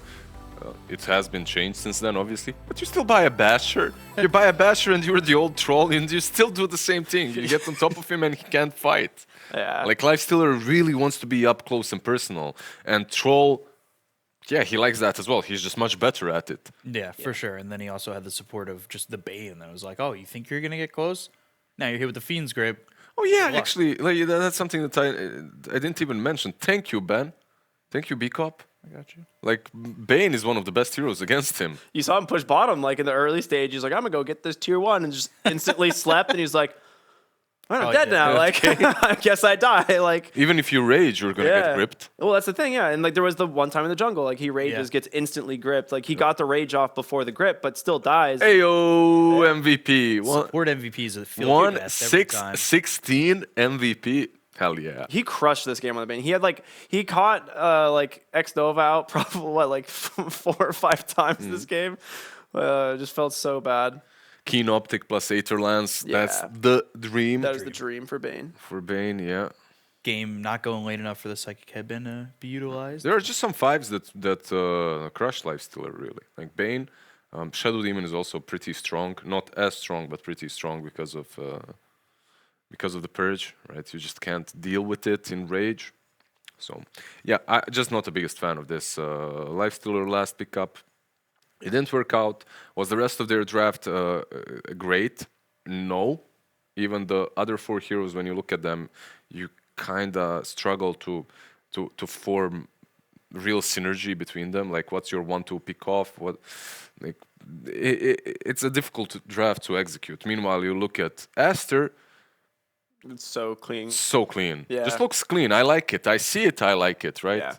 It has everything you want. Like, they have strong lanes. They have great scaling. Like, Leshrac takes objectives super fast. Like, their team fight's sick. Like, there's just, I don't know who on the side of RNG is the one who has to be the playmaker here, because it just feels like no matter who's going to go in, they don't have enough follow-up, and they're just going to get picked off. Yeah. They picked that troll second, and Black kind of said it in the cast. He's like, they didn't even really didn't address counter it it at all. At all. Yeah. And they just got to do whatever it Oh, wanted. they countered themselves. Yeah, that was the weirdest part to me, that it was just like, I understand God King loves innovating, loves doing things, but you're going up against Bane, you're going up against Troll. Like you said, all he needs is that basher.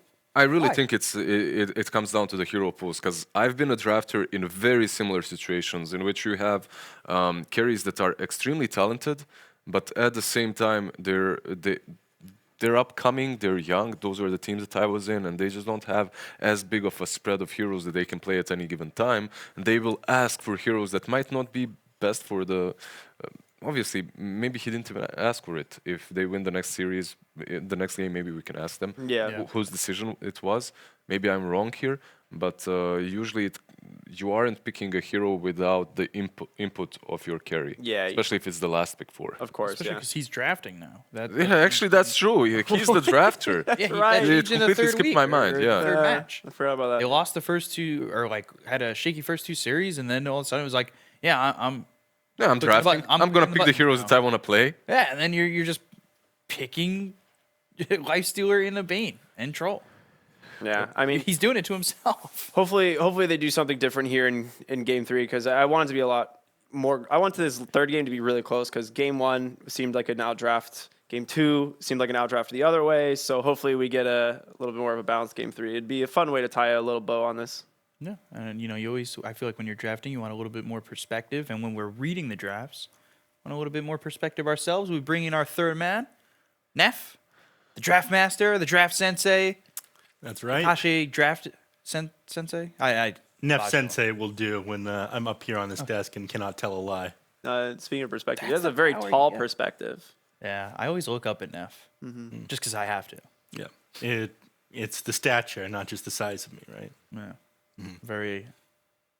Actually, all you guys. I'm like super short. And I just look up to you guys. They're there. B-Cop, they're there. Yeah, at least you don't wear some questionable shirts like B-Cop. I like your sweater. My like substitute the teacher look burgundy going on one. right now. You look like yeah, you You look like I like a A+ for wizard. A plus. I didn't realize we were doing a scoring system. Well, I'm teaching. I mean, look, on the panel you have, I don't know what this is, like some mix between Hawaii and the bolo tie, like a Southern American who just went to vacation. You get like some Lumberjack. Slav boy, and then you Yeah. get the weeb on the side. So I'll have to you're note probably that the my, best dressed here. Dakota brings everybody together. Yeah. That's My what we're learning. Sharingan eye lets me see picks before they happen. I see. I have Guess no this idea what first that pick meant, right now. but Let's see Queen how of well the Pain, eye RNG. works. Queen of Pain? Yep. Bold of you to not say Monkey King. Yeah. yeah, don't you steal that Bold. monkey again, or do you Brave. leave it? No, they're going to go back for the Queen of Pain in this game. Same 4 bans actually in all games, which is really surprising. It's been the Nyx first from Aster, and then the Spirit Breaker IO. Where's the troll? Well, I Are mean, we seeing the except troll? for game 1 when IO made it through, but yeah, we could see Troll actually. Once again from Aster, first phase. I'm not crazy about Troll being picked up at the beginning of a draft. Becomes too easy to counter the hero out if you do that. Yeah, like they did last game. Apparently They not. countered it hard. I mean, They not played last 4D game. chess, picked it first, like, yeah, counter us. And they were just like, how do we do this? I don't Sometimes you just throw a problem at them, right? And it confuses. Yeah. It's super effective. throwing Confuse Ray at him. Do you think they'll take a Storm Spirit alongside the Silencer to begin the draft? That would be solid. It's something that they love picking as well. Silencer against the Bane is extremely good, and then you get the Storm on top of that. Sure, I wouldn't mind it. They get the Quap instead. Okay. It was that quad. Yeah.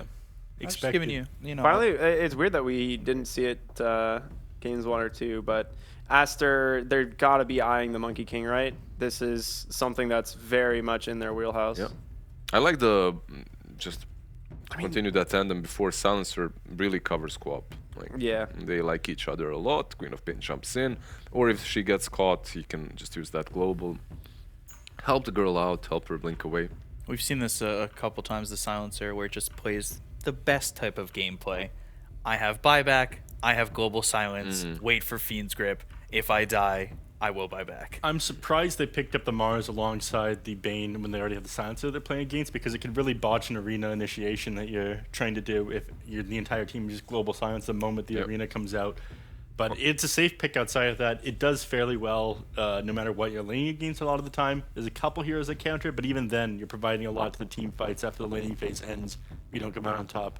XXS has had a decent tournament with it so far as well. They just demolished them with Yeah, that, right? they So- just crushed them with this hero. I'm surprised that it was the Bane who was the MVP in the last game and not Enchantress. Bubaka ended up getting a 19-minute Orchid on the position for Enchantress. That's pretty Yeah, that's more of a report than an MVP.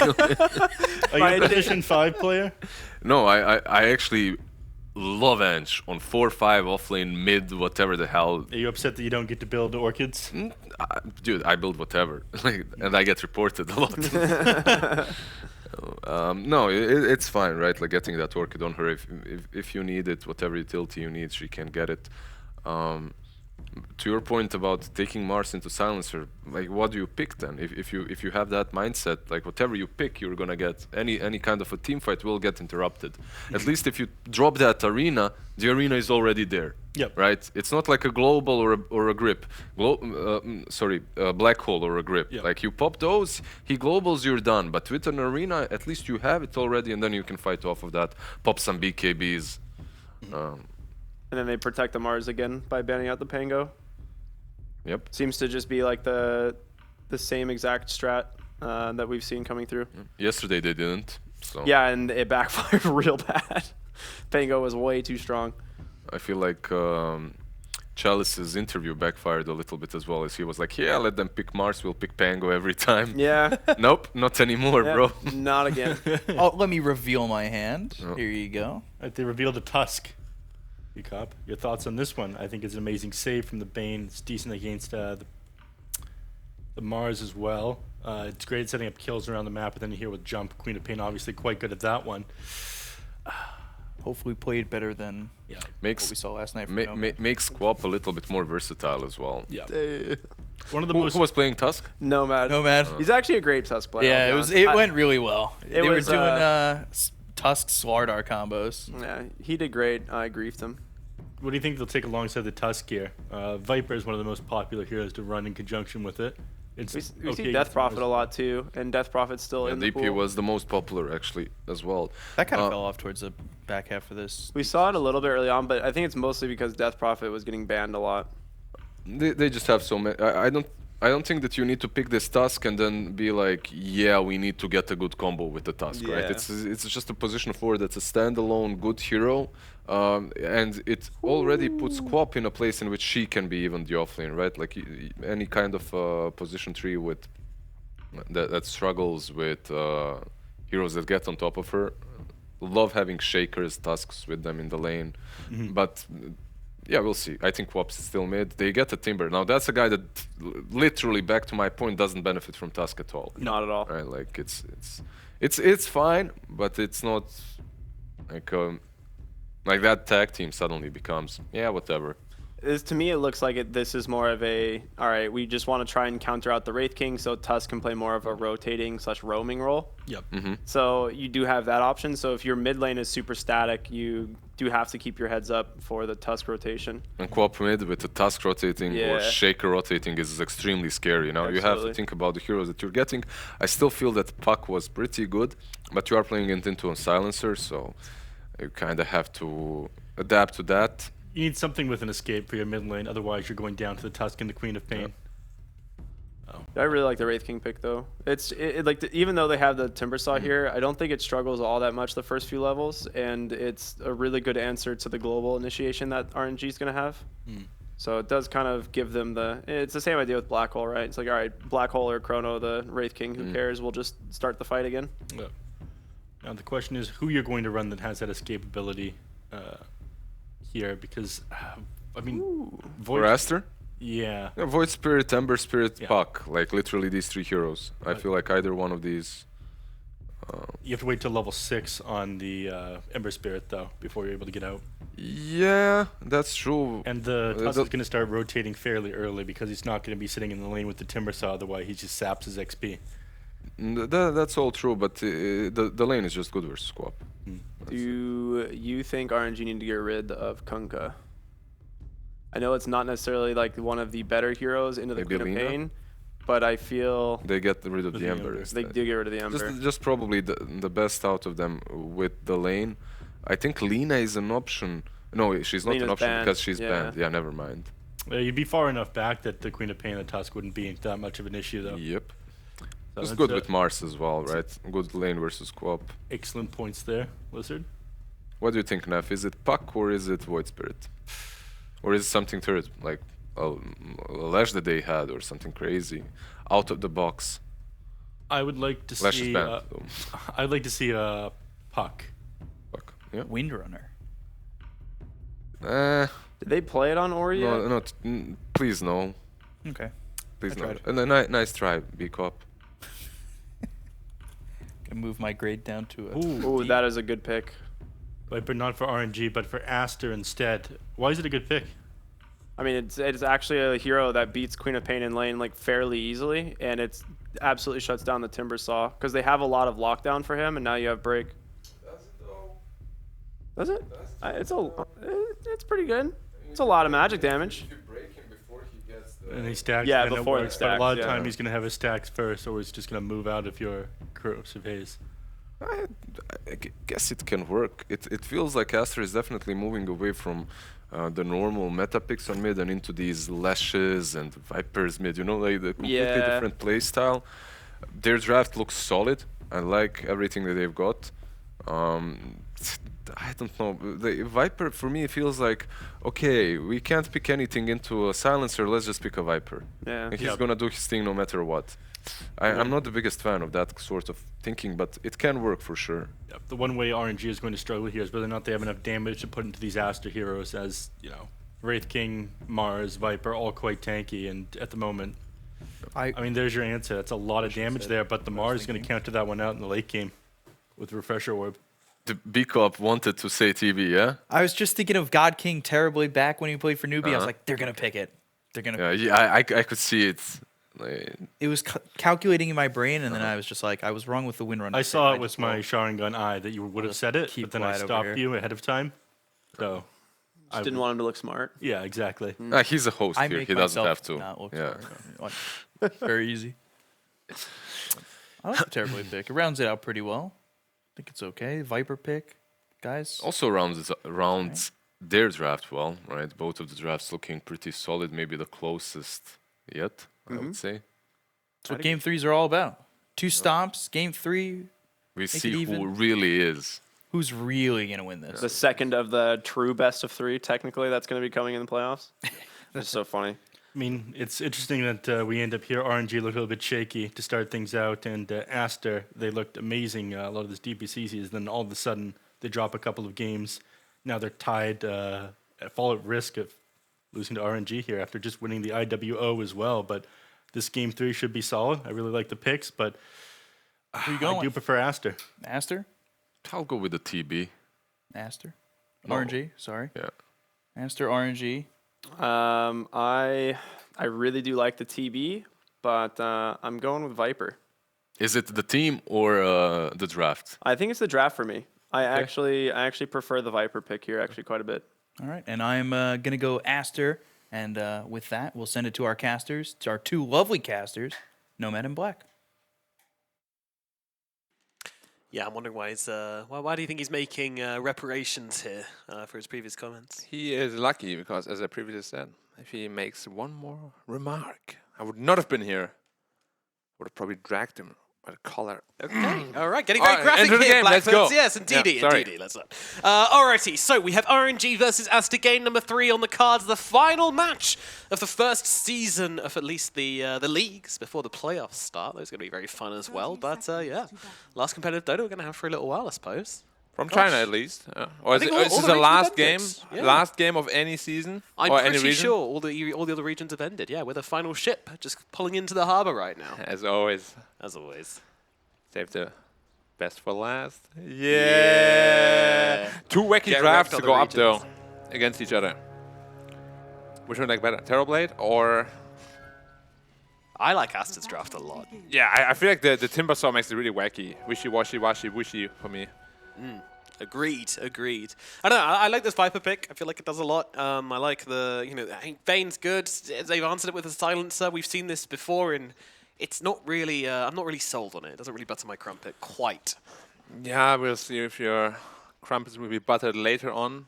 We But- will. If Aster win, then they will. If RNG win, then not that I'm biased, but I'm just saying that I favor Aster's draft, and I like being right, as we all do. Yeah. He actually skills Shadow Strike because he knows there's no corrosive skin because you just use poison attack. Wow, so smart. Smart man, Somnus. They call him Simonus. Simonnus? Yeah, which Why? stands for smart Somnus. Ah, I see. You'll have to get used to that when you're casting with me. Okay. Yeah. Thanks. I'm for not the warning. brightest tool in the shed. You've a brain full of Dota stuff, not much room for much else. Yeah, exactly. Fair enough. It's kind of like lizard, a lot of muscle, but Yeah, spent a bit too much time in the gym, not enough time in the library. yeah, Yeah. It's a shame, but happens sometimes. he's a nice guy at least. He's a nice guy, yeah. Got that I going hope. for him. I think he hears that a lot. You're very nice. But thanks, Nova. Taking some hits here, but I mean, he did get off the juicy 2-man curse, so all's well, all's well. And 2-man reflection as well. Yeah. Don't go close to each other, guys. Yeah, the lane is actually a lot stronger with Terrorblade than it used to be since they changed it to the AoE reflection again for 5 seconds, level 1. It's a pretty damn good spell. And he's having a decent lane already. And honestly, it shouldn't get too much harder probably, because the beetles are very annoying if you have low armor, but TB has very high armor, He does. because he's a demon from hell. Yes. He doesn't look armored, but his skin is very tough. Yeah. Is he from the hells? He's from the hells of hell, right? Foul. Yeah. Which is the hell of hells, I think. Well, Ori is in a little bit of trouble here. Tag team is a lot of damage. There, he's taking some heavy hits here, trying to trade with Felix, but Ori will be dropping, but they will get the trade with Felix at least, but very, very bad trade for the side of Aster, unfortunately, as the Viper going down there, definitely favoring Somnus hugely. Yeah, like it's supposed to be counter matchup, but now the CS are going to be even, and he has the first blood advantage, of course. Golly. You know, a kill like that can like determine the entire outcome of the game. Even like if you look back at it. It's going to see the ward. It's going to see the... Oh, great, he great sees it ward just hunting. in time. He was about to walk past it. Yeah, but he quells the tree, finds the ward, saves the day. Baboka, the hero of the people. Dire's middle tower is under Indeed, just like last game. More farm than the enemy offlaner. Yeah, having a wild time on that Enchantress. Mid lane is going a lot worse than I thought it would, to be honest. Yeah, a little bit worrying, but that's what happens when you dish out the first blood on Aster. A great rotation in from the Tusk as well. I mean, this is a Felix speciality, isn't it? Yeah. Honestly, though, like China has so many great Tusk players and plus 4 players in general. It feels like Yeah. that it's definitely a very strong Tusk region. Indeed, yes. Similar to the conversation we were having about the Morphling in series in the game 1. Yeah. Is Tusk picked a whole lot in other regions? I'm actually not quite sure about that. I don't believe so. I mean, Maybe after they watch the Chinese region, it will be Yeah. then. Because what Xingqiu did with his Tusk was very, very fun to watch. And indeed. There's nuts. Mike Tyson Tusk. Probably the favorite thing we've seen in the DPC so far. oh, Boboka, Wait, is wait, he just wait, dead? he's- Oh dear, he is. He had Tsukushi, he just didn't want to use it because of the curse, I guess. Yep. The power of the curse. Was he dead either way there, I guess? Potentially. Potentially, I'm I mean, not at sure. least I would have tried to run away. But that is me. I'm a scaredy cat. Yeah, he faces his fears. Meanwhile, in the river, we've got a bit of kerfuffle taking place. Summoner's forced to blink away. I mean, that is a good thing, right? Like, you stack up a few poisons and then the Queen of Pain's just going to yeet herself out of there. Yeah. But you know what's not a good thing? Viper skilling to completely dominate lane and losing the lane. That is not okay. You want to Yeah. have, like, Netatoxin at least if the lane is going like this. But if you're investing skill points into skin as well as poison attack, you gotta win that lane. Yeah, and right now that's just not happening. Summoner's pulling pretty damn far ahead.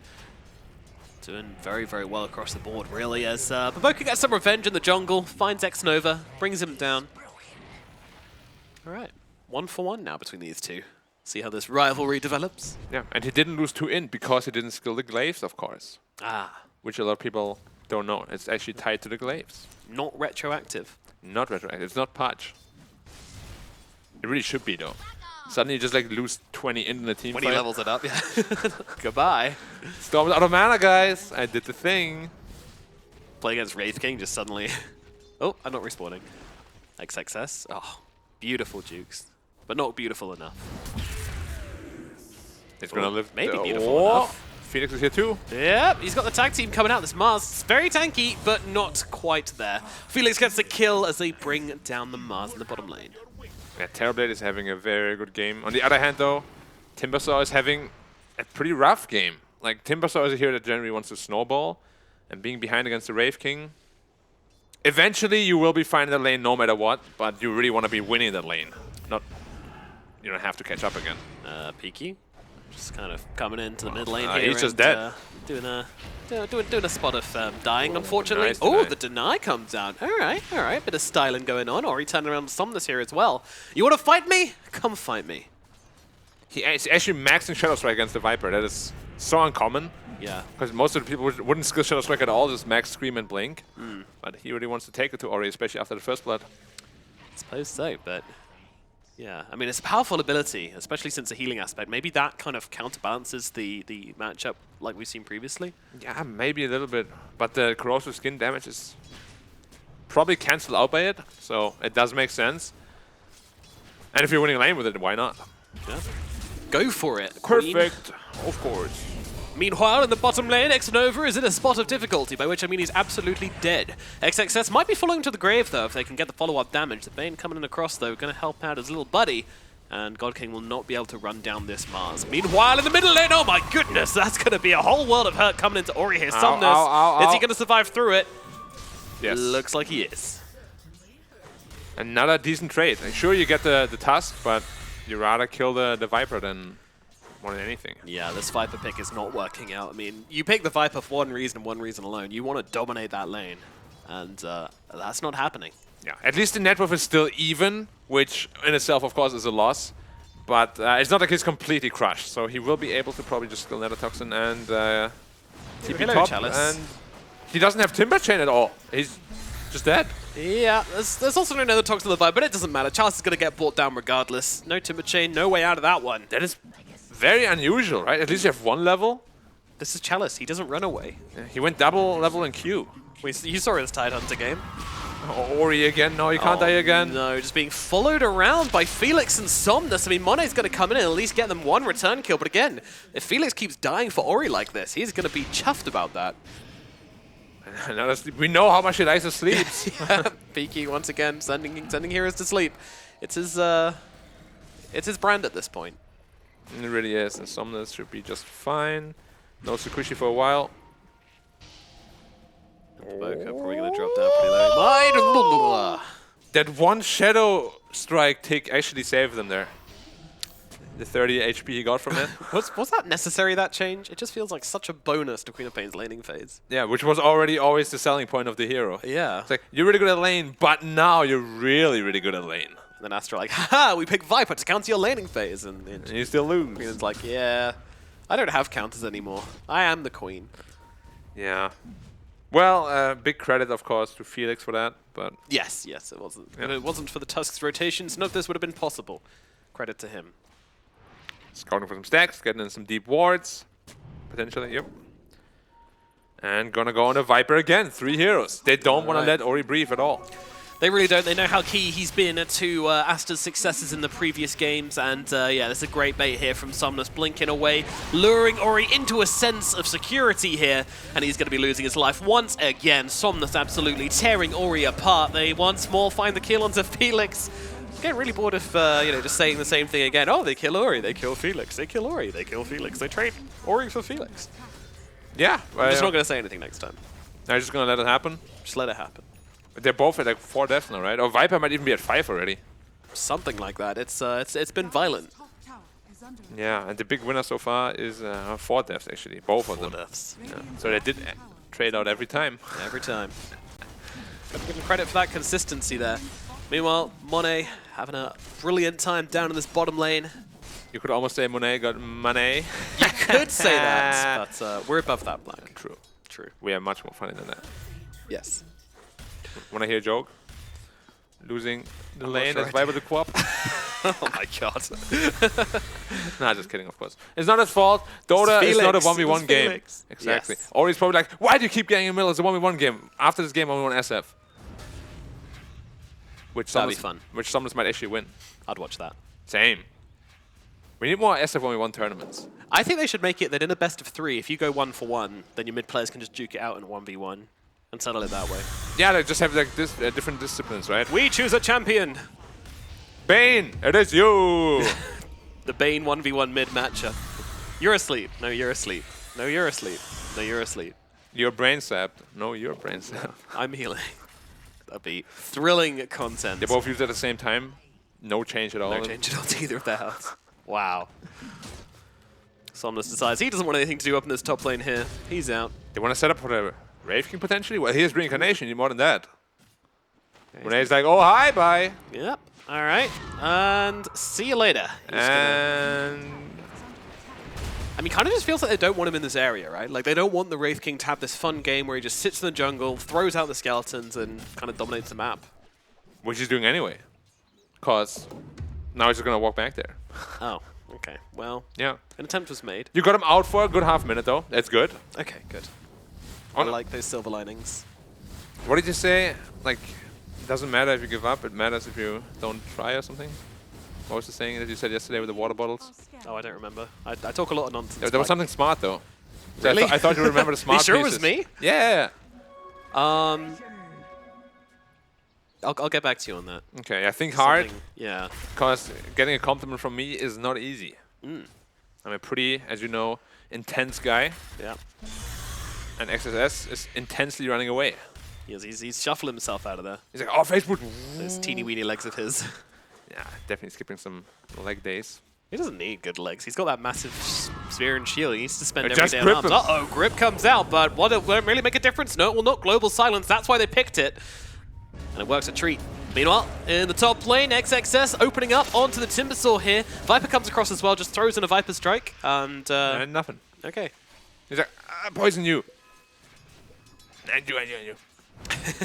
Yeah, it's, RNG is outplaying right now quite a bit.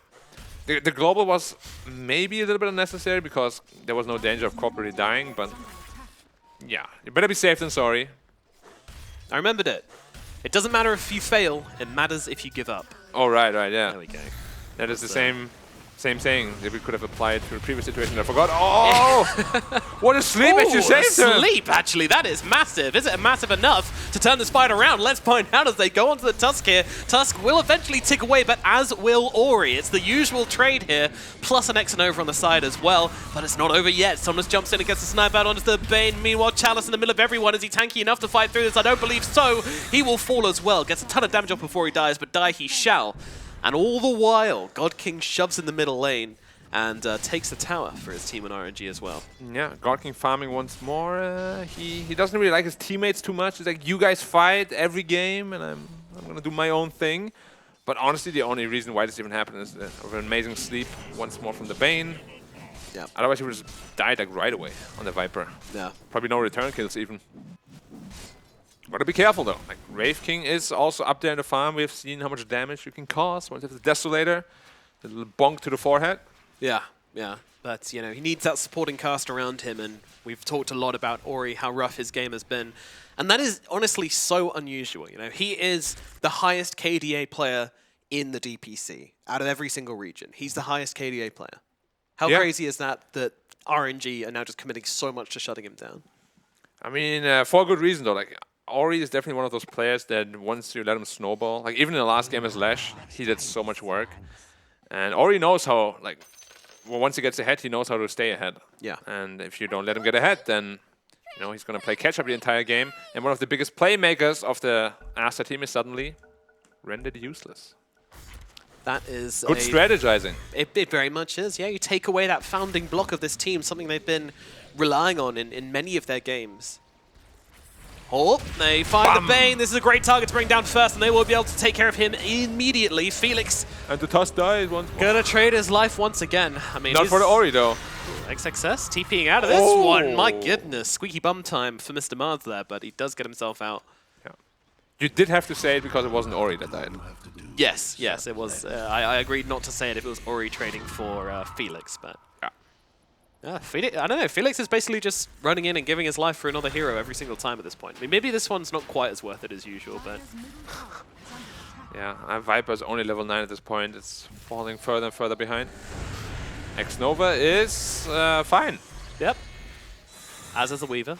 A little bit damaged, but Alice is he's feeling a little poorly. He's poisoned up pretty heavily at this point. can't grip because Global Silence. Well, does it anyway, What? and this is Three-man what wave. happens. Somnus just comes in with a three-man wave, snowballed it across as well. The Nightmare's going to save Baboko for now, but will go down regardless. And XXS also falling on the sidelines here as they move over to the Bay. What was that? I mean, you said he can't grip here. He gripped, just to prove you wrong.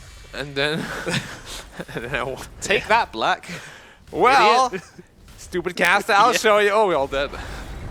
But yeah, it's like super tough. This is why people pick Silencer against Bane. Like, he was so hesitant to even grip. He canceled like 3 He times. tried to bait it, yeah. And then he's like, I got you now. Oh, Global Silence. And 3-man wave by Somnus. Blinks on top. Beautifully done. Beautifully done by Somnus, honestly. And what's the counterplay? They were all silenced, getting shoved away by the wave. He blinks on top of you, and you're like, all right. The snowball went through 3 heroes. Or he's like, maybe I can TP out. Nope. The snowball wasn't even aimed at him, but still hit him. Unlucky. Feels bad, man. Yeah, and now the game is in a very good grasp for RNG. That wasn't a snowball, that was a wrecking ball. Just Yeah. doing a Miley Cyrus impression. The wishy-washy draft is working out. It really is, yeah, it really is. I mean, now that we've seen it in action, you know, what's your opinion on this Timbersaw, this very unpopular hero which is being played at the moment, at least in this region? I feel like this game is just being used as a meat. Like, he's kind of like, okay, kill me if you want. But The classic Chalice move, yeah. Does he have enough damage to kill him? Somnus Surely does. Yeah, someone's like, I got it. Yep, finish the job here. But I mean, it looks good the way it's turning out to be, right? Because Aster, like, even in game 1, they're paying so much attention to this Timbersaw, who has very low net worth, doesn't really seem to be doing a whole lot in those fights and in the game in general. Yeah. And X-Nova is fine again. He's chilling, he's chilling. Yeah. He went straight BKB on Quap, actually. Babuka trying to hide in the trees down there, trying to get away from the Quap, and has actually managed to do that. Oh, he almost lost his BKB. Oh my goodness. that was Just got close. it. Yeah. Just got it. Blink Dagger on Tusk already. He's filthy rich as well. 16 minutes on a support Tusk is a very good time for a Blink Dagger. Considering the other items he's got as well. Yeah. Especially since you're the only point of initiation you have. Yeah. I'm really surprised they actually managed to get 15 kills with like 1 stun that they have. it's quite impressive, isn't it? It's definitely a feat, but that's Queen of Pain effect, right? She is literally just damage up the wazoo. Yeah. Pure damaging hero. And again, like, if he wasn't set up for success like this, these fights would have never happened. Yeah. So I love the way RNG is just approaching the series in general. Sure, game 2, like, the draft wasn't the best, but they're playing it very similarly in a way where they played game 1. Yep. Which, 4 heroes. yeah, and game 1 they crushed. They did. And game 3, they're not super far ahead, but Terrorblade is feeling really, really good. His crumpets are buttered. They certainly are, Black. They certainly are. Scanning. Now, Oh, they scanned him. yeah, they want to debut this Blink onto Mr. Monet here, and they will do exactly that, getting on top of him. Shards, Ow. meaning that, wow, that Tusk is taking a lot of damage, and Monet's not taking much at all, but will eventually be losing this first life, but in comes XXS. Great Arena comes down, that's going to finish off the Tusk. Ow. Saunders taking hits here. He's get as well. Where did this damage come from? He didn't blink. He didn't blink. Chalice taking some damage from Aster as they just plow into him with those poisons from the Viper. He just can't deal with this on the Timbersaw. He's going to fall. The Global comes out, but is it too late for RNG? It's a lot of The God damage. King trying to do his namesake here and take down the Wraith King, but is not able to do so. Now turns attention to Ori, but they're just juking him. They're jiving him. They're just taking him into another dimension right now, and he will not be getting off that Sunder. Therefore, he will fall as well. That is all 5 heroes dying at some point to the side of Aster. Every hero wiped off the map. How did that happen, Black? Well, there's going to be more and more potentially. Nah, he's going to be running away. How did that happen? Well, they all initiated on the Wraith King with a 2.6k health pool. How long did it take to kill him the first time? Like 10 seconds? Yep. And the Tusk was pretty much already dead by the time that Wraith King died. They had to expend Global Silence to save the TB from the grip. And the Quap just didn't blink out. Blink was off cooldown. He didn't expect the damage at all. It's too Wraith King, much. yeah, he reincarnated, critted him for half his health. The God's Rebuke for half his health. He's like, I saw it on the camera. He was like, whoa. What just happened? I got BKB. Wait, yeah, but what? you have no armor. He has Desolator. Yeah, it was some serious smacking as Felix makes an optimistic journey up to the high Are we ground. trading here. Ori for Felix? Let's go. Yep. You'll have to cast this one, I guess. Oh, they're not trading They're though. not trading. They just get the kill, which means I'm back online. Ori falls, and Felix gets out, which makes a rare change. Unfortunately, I was ready, man. I was ready to take it, but I wasn't needed. Not necessary. And now they're going to the Roche pit.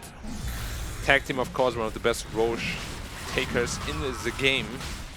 Take down that bad boy. That's a lot of illusions coming in. I can't wait for them. I hope they shadow buff Roshan. They don't tell anyone about it, and then a team just goes in to take a Roche. Clap for 2,000 damage. Yeah, just a bunch of new spells come out. Just grabs a hero and throws him into the goddamn sun. I'm ready for that. Oh dear, someone else is going into the sun right now. PQ. Bane again, yeah. PQ really likes to be in there. He does. In the their, mess. Like, swimwear. Mm-hmm. Game now normalizing it a little bit. Now you even have an Aegis on the Terrorblade, who truthfully is, he's a decent Aegis carrier, but once you're out of that metamorphosis, you're not all that scary.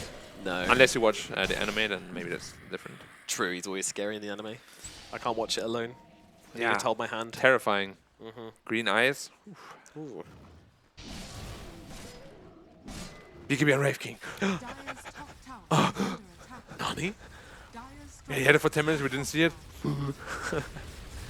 No, but RNG has to be really careful who they initiate on. Like, they do want to bring down the Viper first and the Bane if they can. Yeah. Like, putting all your resources and killing a Wraith King can work, but only if your Terrorblade is there. Like, he's your big damage. If he's there right from the get-go, the Wraith King will die quickly. Yeah. They didn't have him. They needed him, but unfortunately God King was not quite there yet. But when he has his Skadi as well, the Wraith King's just going to feel out, like, his fights are going to get like twice as hard, right? Yeah, and you're not going to be healing a whole lot from your Vampiric Spirit. bottom tower is under It's going to be very tough. Like, TB is going to be the God King of this game at some point. Yep. And And as we said, the pressure's upon God King to make it work as they start this fight out. Felix immediately with the snowball is going to keep himself alive a little bit longer. Punch comes out, but he will fall. Aster, though, they need to get themselves to this high ground. That's exactly what they're going to do. Retreat, get up to the high ground here. XXS throws down the arena. That's going to save them from the right clicks from God King. If they can waste the Metamorphosis, that could be big, but Ori, it's a risky TP, and it is not going to pay off for him. Can you use discombobulated here? He got absolutely discombobulated. I think we can. He got torn to pieces. He was like, yeah, I'm out. Ah, no, you're not. Yeah, and meanwhile, RNG, very well-positioned fight there. They just knew how much pressure to apply to Aster, how not to overstep. They were aware of the arena. They baited it out. Yeah, they used meta for this, but absolutely worthwhile in the end. They are very combobulated on the side of RNG. Yeah, and the thing is, they know they have better late game on RNG as well. Quap late game is insane, and as well as Terrorblade, of course. They don't really have any Terrorblade threateners, is what I like to call them. No Zeus, no Tinker. No draw ranger, nothing that can really deal a whole lot of damage to him late game. So once he gets up to the Satanic, BKB, Scotty, don't know what to do about it. They will struggle to dismantle this Terrorblade, that's for sure. They have to do something here. I think it just comes down to baiting out the Metamorphosis. Look, he can't even kill the illusions already. Yeah, this is a bad sign. Whenever that happens in the game, yeah, we're in trouble. Yeah. Our carry can't even deal with mere images of the enemy carry. That is... not good. So where's our magic damage going to come from, guys? Brain Sap? AoE Shard? Get the Dagons out. At this point, you might think about that. Might have to think about that. Yeah. Dust off the Dagons. Hey, Viper Dagon, you get the magic resistance down nice and low, then boo! Yeah, with the Shard, just need to hit him like 7 times. Easy. And then, well, in Terrorblade's case, 10 times because he has 16% evasion, which misses every time for some reason. Yep. RNG is great. We all love RNG. We do. Until we don't. Honestly, everybody loves RNG if it favors them. But once it doesn't, they're like, I hate RNG, it's so dumb. Why is the rune spawning bottom? Somebody clip that, Black saying, I hate RNG, it's so dumb, whilst casting RNG.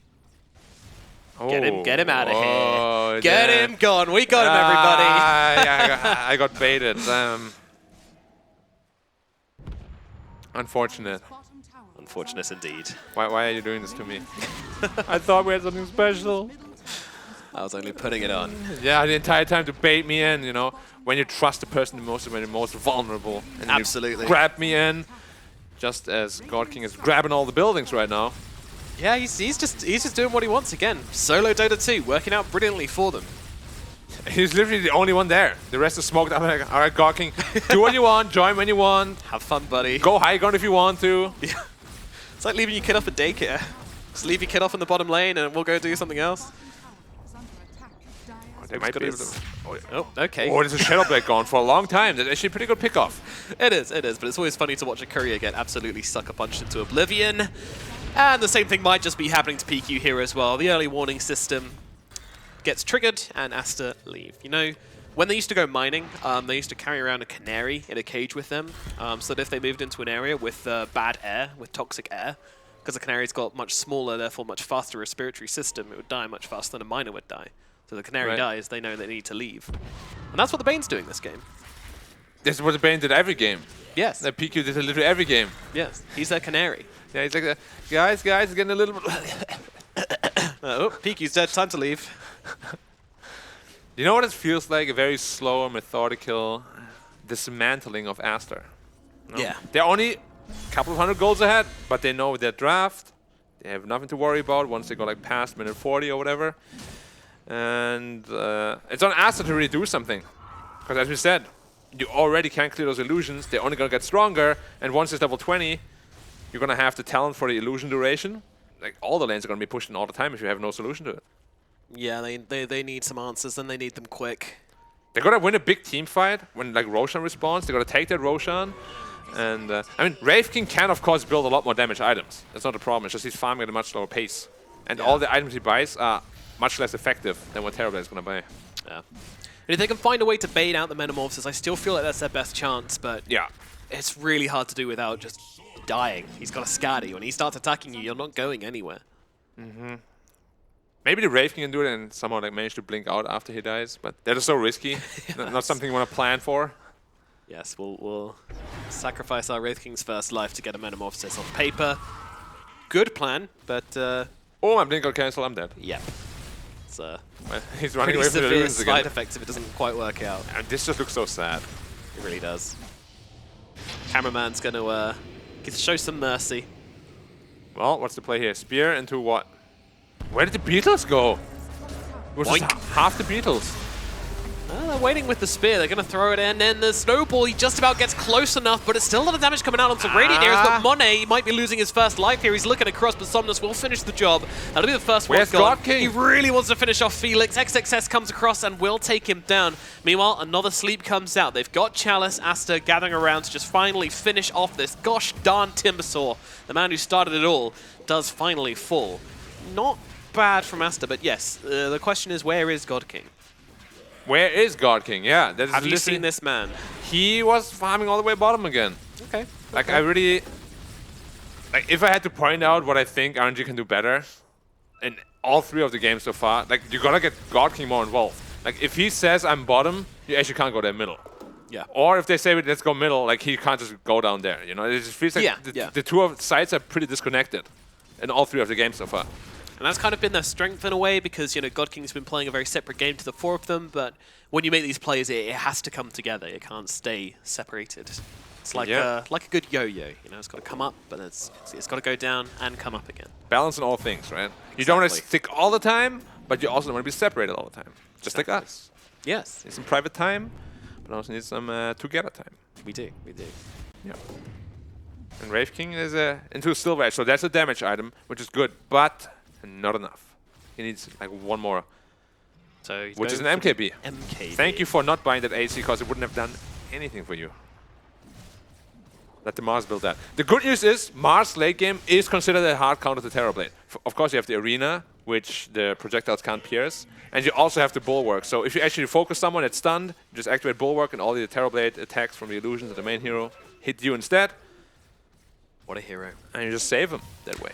Yep, another Refresher Orb is complete as well. I honestly feel like Aster can hold their own in these team fights actually pretty well. Yeah. It's going to be very hard now for And it's a surprise refresher, right? They're not aware. well, they might do now as he blinks himself away, but Why- Somnus Somnus, committing. hey! What on earth? They're stuck. That big, long ice shard just blocking off the entire pathway to help out their teammate. Uh-oh. He got absolutely destroyed. This is very, very awkward now for the side of RNG. The X-Nova getting taken off in the sidelines here as Monet popping that BKB, moving in towards the targets. Ori, he's actually down to being taken illusions. down by illusions here. He needs some help, but he's not going to find it. But Monet just comes in and takes Oh, he Felix's died! head off. Oh my god, Ori actually falls there. That's insane. He took Alright. his soul. Yep. God King still at the bottom lane, gets a kill at mid. Yeah, but Wraith King is going to take the Roshan now. Such an odd decision by someone to just blink up there. mean- But he also died so fast. Does he have no items? Like no armor items or what? He has no armor items. If he bought that He has plate mail, he probably nothing. wouldn't have died. He is pretty poor, all things considered. Yeah. I mean, we just Wait, expect to Chalice see... going in whoa, alone? whoa, whoa, whoa. He's not alone. He's got Chalice? his TB here as well. It's a big commitment for the side of RNG. Will this actually pay off, though? The His Bulwark grip, doing his grip! so much work with the grip from the sidelines here from PQ. It all falls apart for RNG. That just wasn't the play, unfortunately. One after another, they just walk in. Like, yes, giving up the Roshan is not ideal, but then what do you want to do, 2v5 or 2v4? There's still Fiend's grip. Your silencer's dead. He used global silence anyway.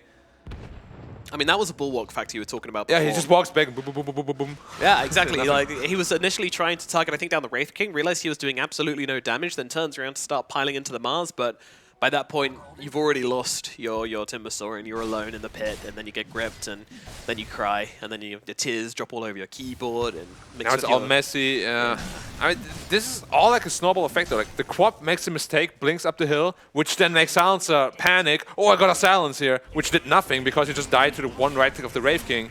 And now they just Fiend's grip, you don't have the global silence ready. And your Terrorblade dies as a consequence. Dota is a game of like one mistake to snowballs to other mistakes, you know. That's why it's very advisable after you make a mistake, you just regroup, calm down, relax. Give up the Roshan if you have to. It's not the end of the world. Yep. Stay combobulated. But now suddenly One of you're the best. 11k behind because you did that. All of that. Keep your bobs together, guys. Come on, RNG. What are you going This to tell is the RNG game. now if you're their coach? Well, you all messed up big time, but You've got this. You got are this. the RNG. You are not GG. You are not AFK. But you are RNG. Nice. Time to roll the dice, baby. Get him. I feel empowered. Yeah. Strong. Nice. Oh, Baboka's feeling strong as he just starts like tapping away at Somnus. And he's winning. He really is. Somnus is getting bullied out of the He trees. has BKB, What a Chad. Maelstrom, and a Vessel. He's just transitioning into a carry himself. Yeah. We've More seen this farmed a than lot. the Timber, by the way. Yep. Oh. Timber hero. We spoke about it. Once you're not the damage sponge anymore. Yeah, Chalice not really able to replicate his Timbersaw game, his Tidehunter game from before on the Timbersaw. Yeah. It's not looking anything similar. Very But different heroes, unfortunately. yeah, They wish they had a Tidehunter right now. they do. Well, both would have been bad against a Viper though, right? That's kind of the anti-tank they have on the side of Aster. Yeah, for sure. And now that you're 12k behind, it's actually looking pretty grim. Brave King is so big. I do feel like the way that RNG were able to dominate game one. Oh, hold on. We have ourselves an arena and a dead Silencer. Best hero to kill. Look at those shards though. He has buyback though. Causing some awkwardness here. XXS though gonna just pop the second arena here, and he needs to get Look at out the the other bulwark. side. And once again, the bulwark just meaning that God King can't really do anything. But great jump in from Somnus, takes down one. Looking over towards Monet. Monet losing his life. They are both coming back to life as they both have Aegises. Meanwhile, Boca trying to get away, but just taking too much damage from God King. The Scouty coming out, taking out the Weaver. Now they go over towards XXS. And he's going to be taken down a second time here. Oh, dearie me. RNG find their way back into the game. Yeah, and this is what happens when you fight as 5 instead of 2-3 groups, you know. But also a big mistake by Aster. Like, they used Arena Spear. Well, Bane. Are you gonna be okay? Are you gonna be okay, PK? Oh, blink up to the high Is he ground. actually gonna be okay? No. Oh, he gets out! He is actually okay. Wow. And then he uses himself like, out of protest, I'll use it. Gosh diddly I darn. couldn't get you. But you gotta be careful how you use the arena. And Refresher. They killed one silencer with 2 arenas, which is it's not allowed. No. If you want to win a team fight, you need at least 1 arena on another hero. Yeah. Or 2. Or 2. Yeah. Ideally. They didn't use grip either. Like the entire team fight was just really messy. Yeah. It didn't quite work out for Aster, unfortunately. They didn't seem to have it together for that one. And that means that RNG take a pretty big win over there. Now, what can they do with this small advantage they've gained? I mean, Aster have so much more gold, honestly. They do. But you gotta use it correctly in the right ways, you know. The investments have to pay off. Because if they don't, your money's gone. Yeah. No, I mean, where is this gold coming from? I mean, I guess the big difference is between the Tusk and the Weaver, right? Yeah. It's mainly that. And And the- Weaver was just absolutely taken down by the Terrorblade. Well, there's no chance. Yeah.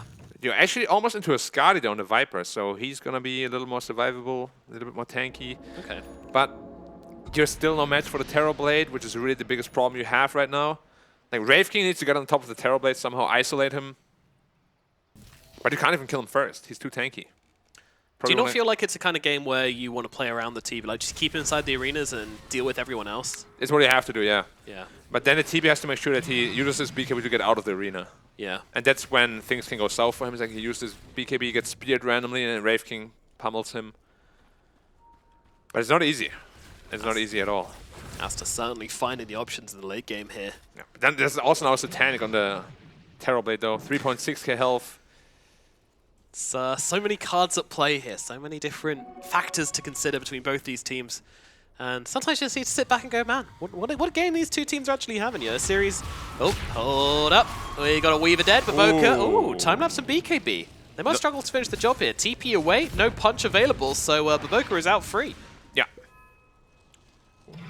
Weaver is super farmed, as you can tell there. Yeah. But it doesn't really matter. It's like, it would have been a nice kill, but you know, ultimately it wouldn't have really made a massive difference. However, I'm a little bit surprised that God King isn't itemizing into a Silver Edge. Yeah. Because once you get a Silver Edge on the Mars, you actually just kill him in a second. Yeah. And then that big bulwark problem, that is the only thing that annoys you right now, is gone. Yeah, it's the number one thing which has just kind of put the brakes on God King's seemingly limitless expansion into this game. He was, I mean, look at him, highest hero damage. Yeah. Not by far, but quite a bit ahead.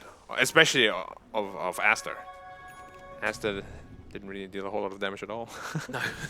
But somewhat ahead, by quite a bit.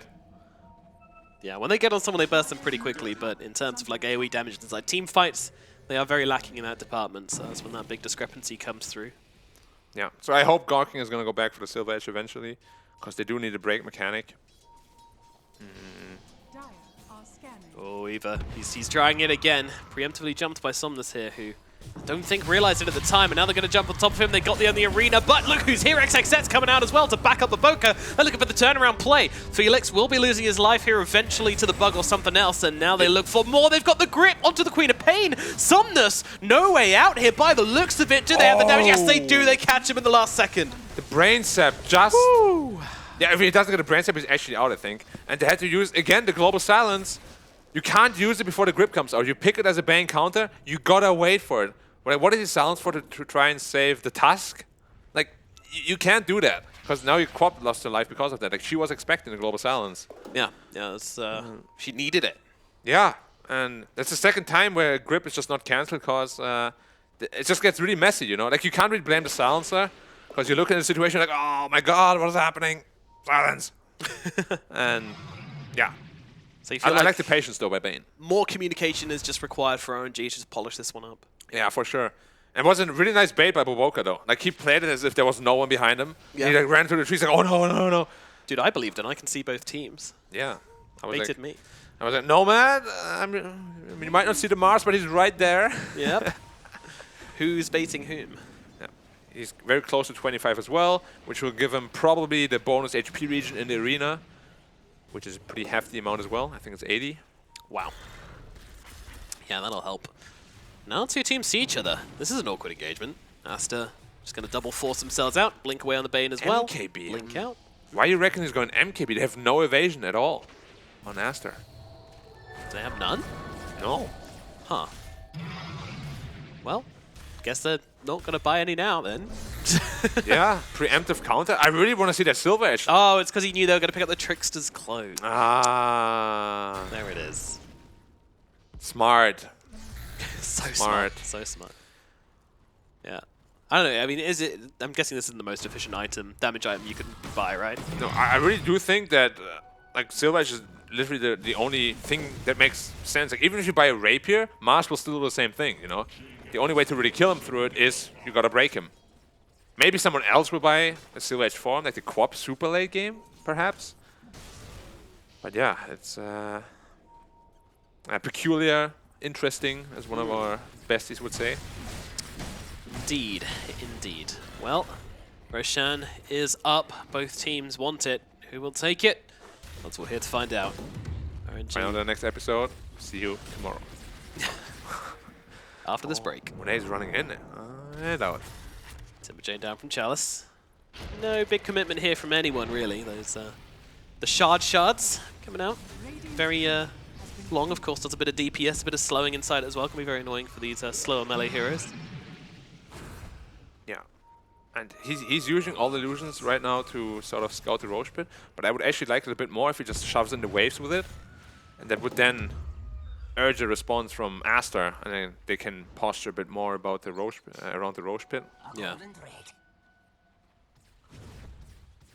So Quap is going into Bloodthorn next, trying to transition into her physical damage route, which makes a lot of sense, and then maybe Silver Edge afterwards as Tanic, if the game even gets there. One thing I would say for me, which is a positive for RNG in this game, is that we haven't seen the old, you know, Somnus being like, oh, I'm going to carry this game. You know, he's making space for God King. They're putting their trust in him, giving him a chance. Which, you know, previously we've heard Somnus likes to, if he sees the opportunity to carry the game, he'll certainly take it.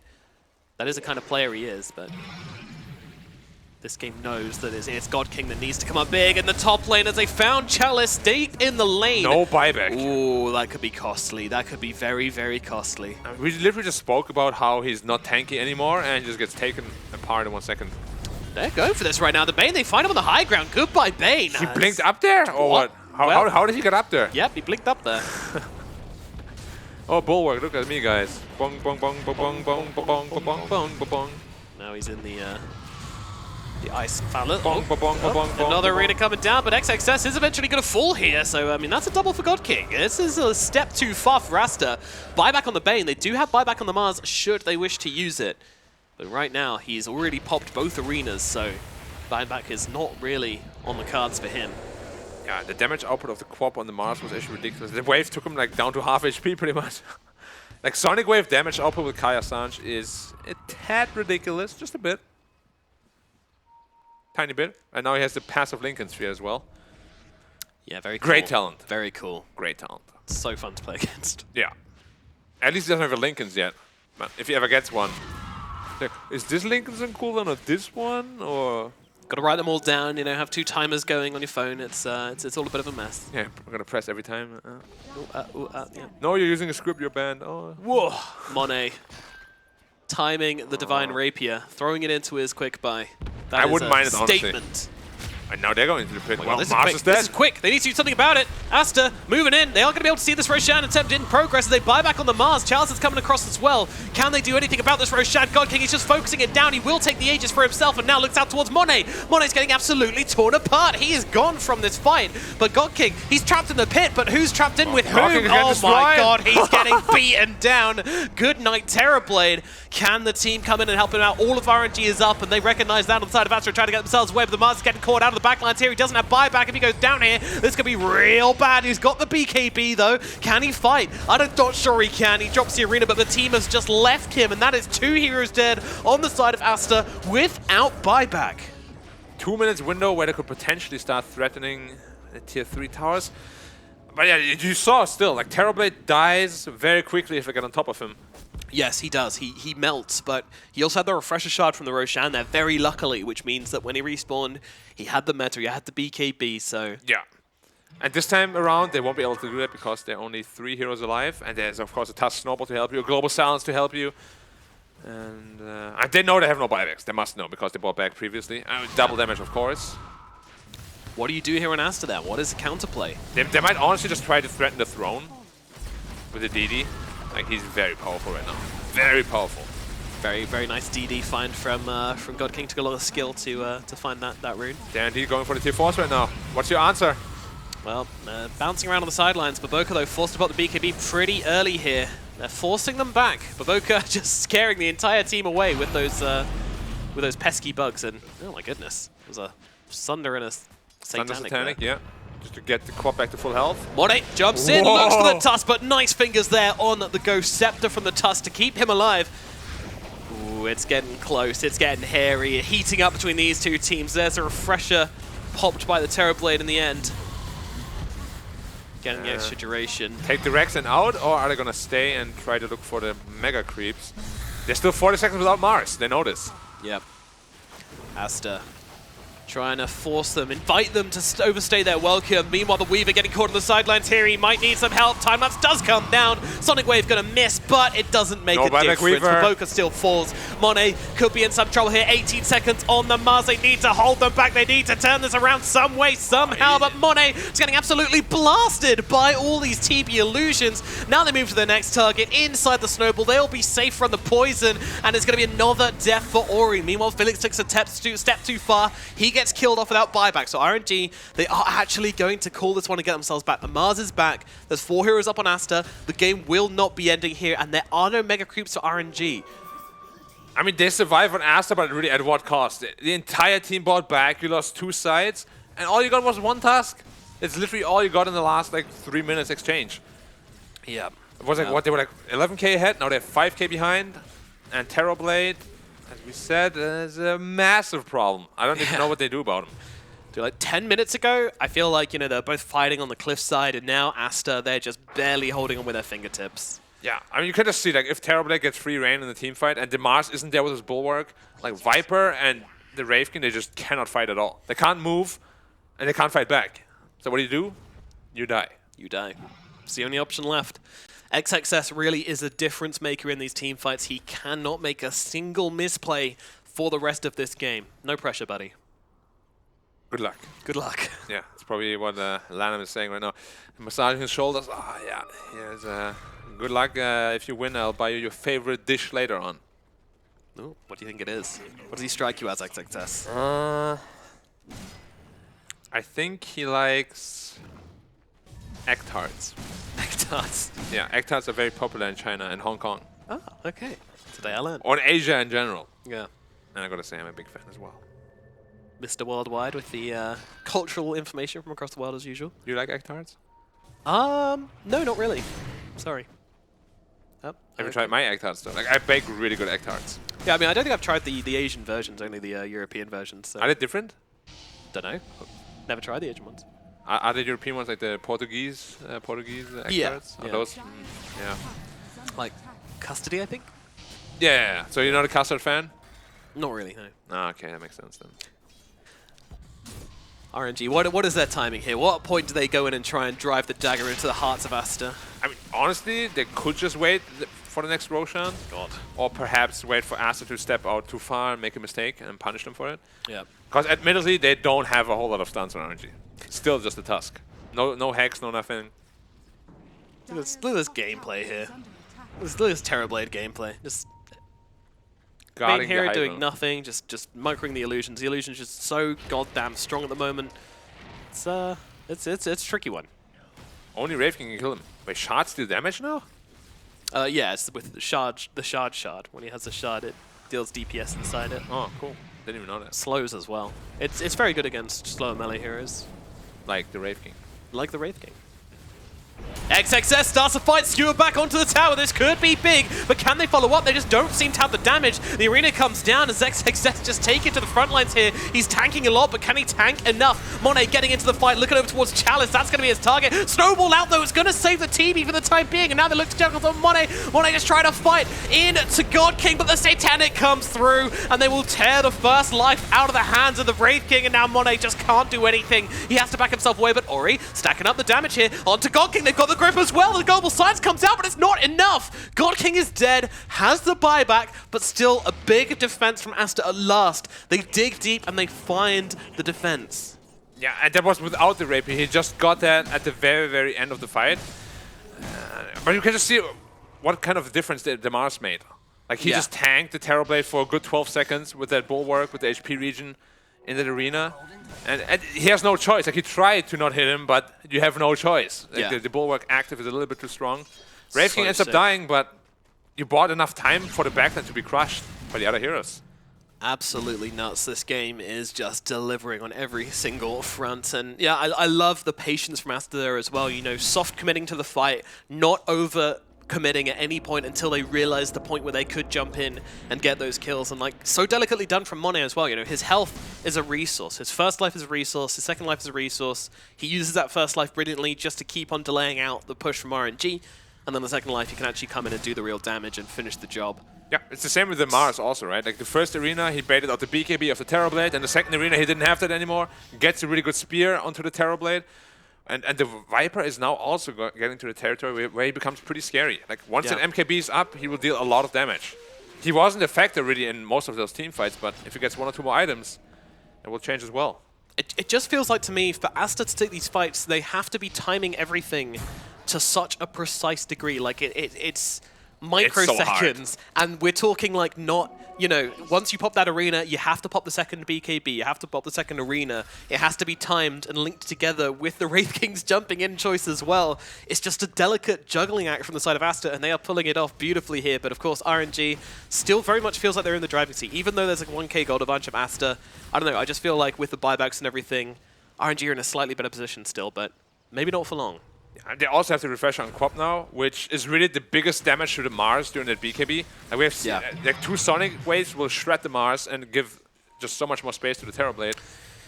Here they want to fight for the next road for sure. 10 seconds, it is a short Divine respawn. Monet, Divine Monet, oh, careful. Good lord, it's one getting... bomb could... But he also dies so fast. Yeah. Like, Terrorblade kills him in a second.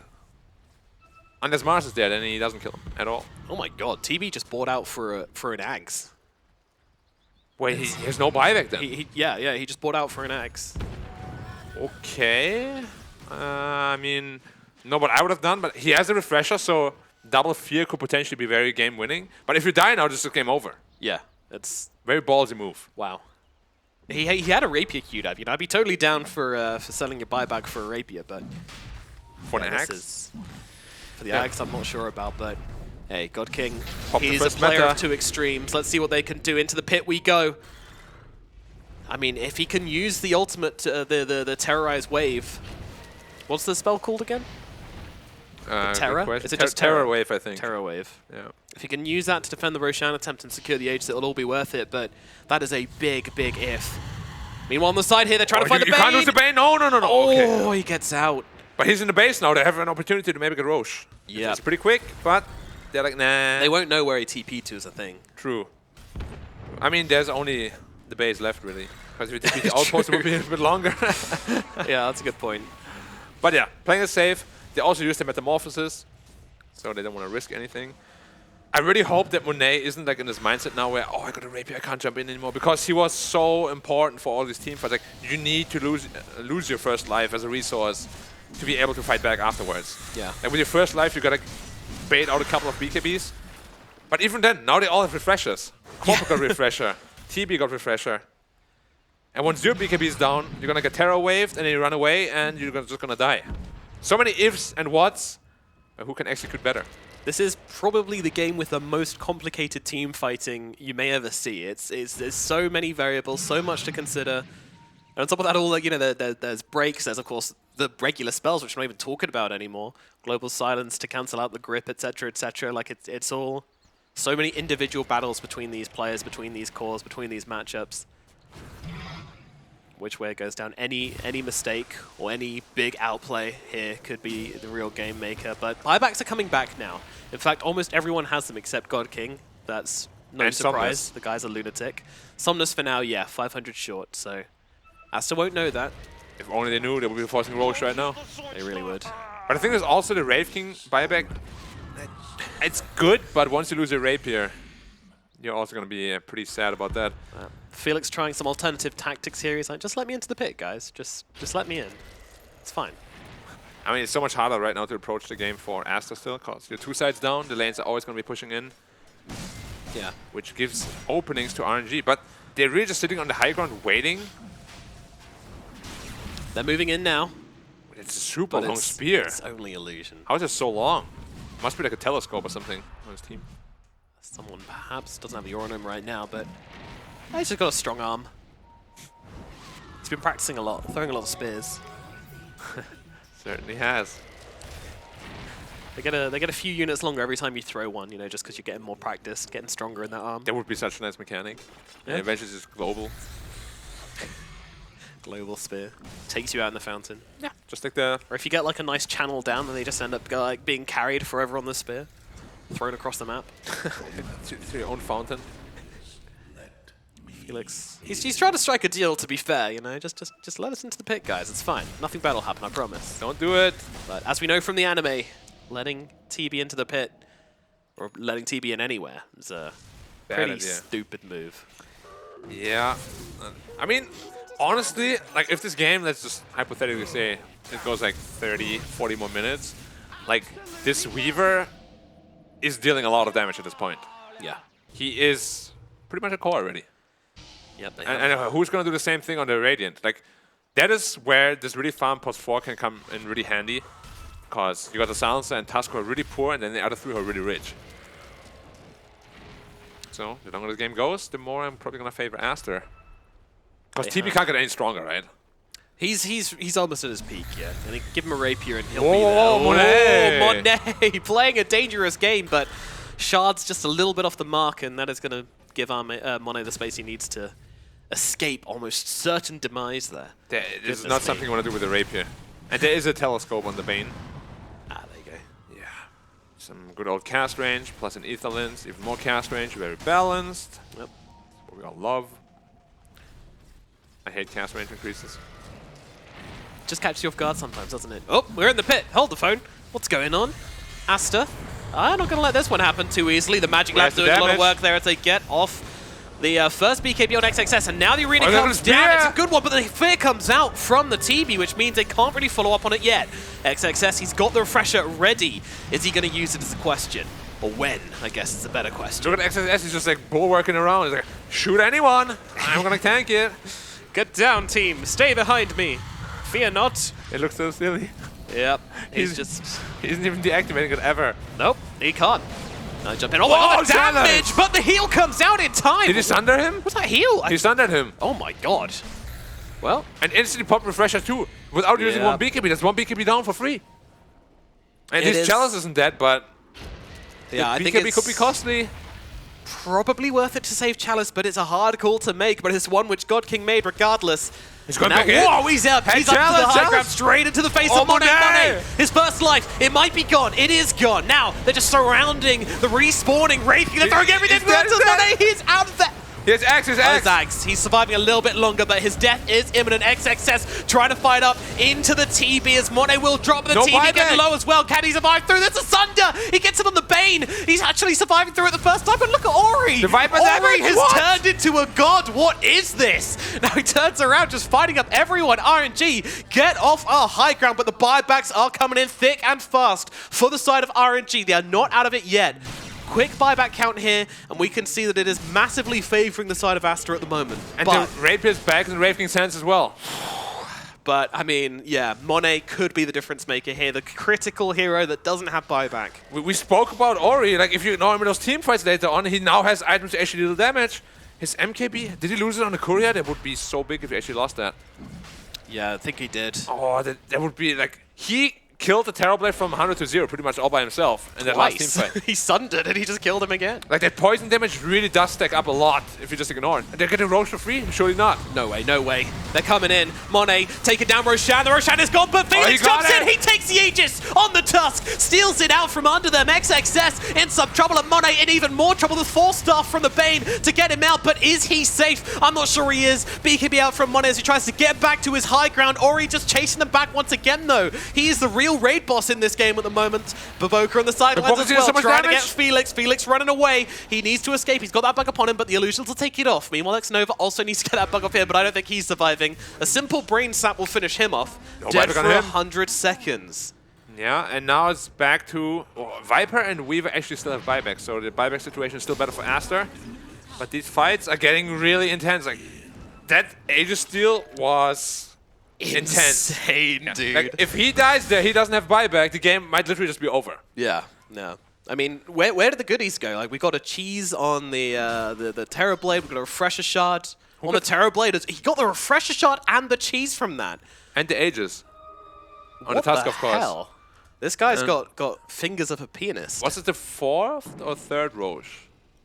The 4th. Yeah, there was a Refresher Shard before already. Yeah. So who did the axe go to?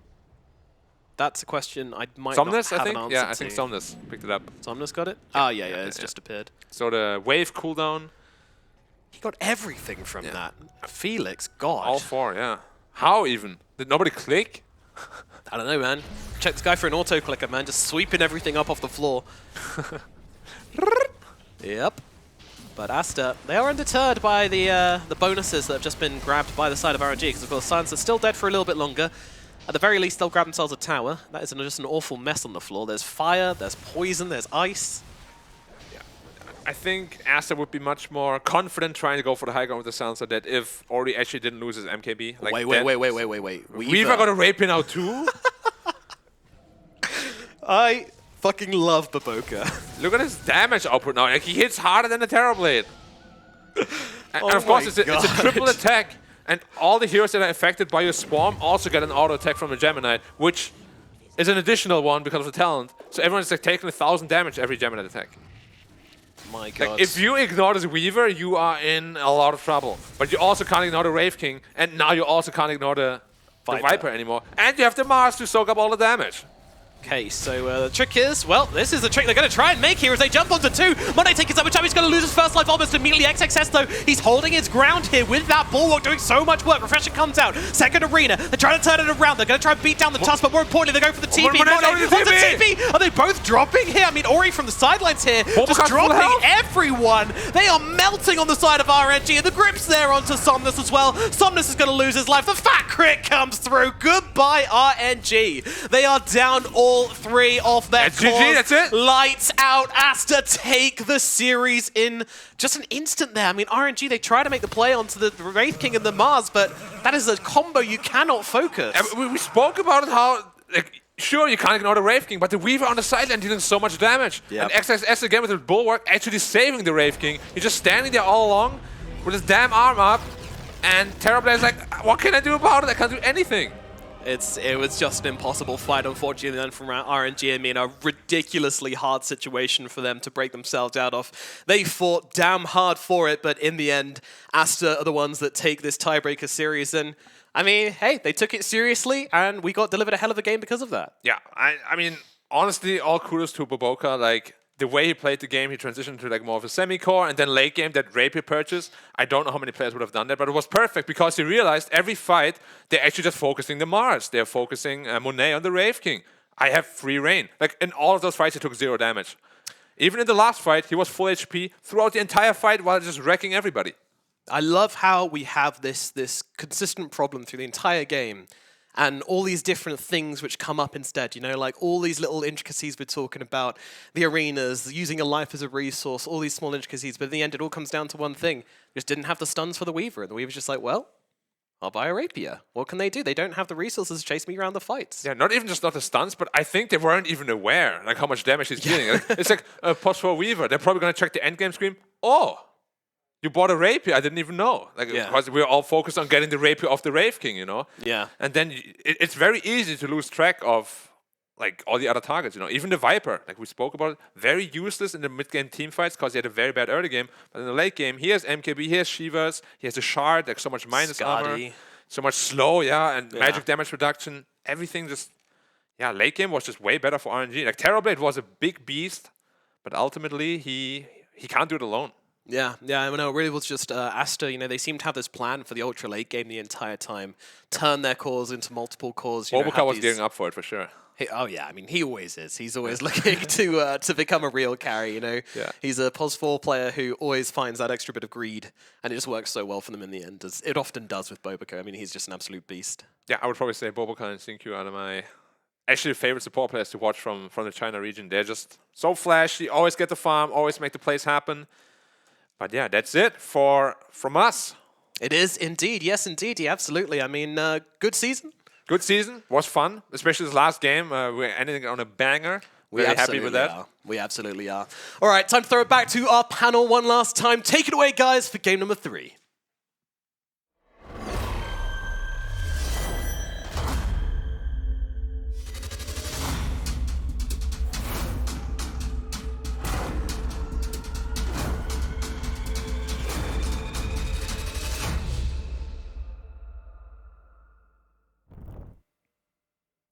Thank you very much, Nomad and Black, for that fantastic Game 3 final game of the season cast. A long one, back and forth between Aster and RNG, and eventually Aster come out on top. They get a little bit of revenge, in a way. I don't know how sweet it is at this moment, but they'll play each other again in No. They 40-something days. It's not a long time before they play each other again. I'm probably going to scrim in the meanwhile as well. Maybe not each other because the game is quite important.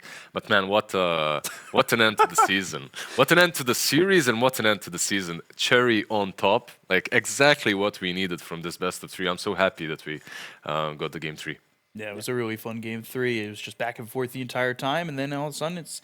you think it's supposed to be the carries to do all the work, and it ends up being Weaver and Viper. I feel like the position 4s are stealing a lot of the time, like taking the spotlights of their cores. Stealing the spotlight completely. First, it was a different task in a different game. Yeah.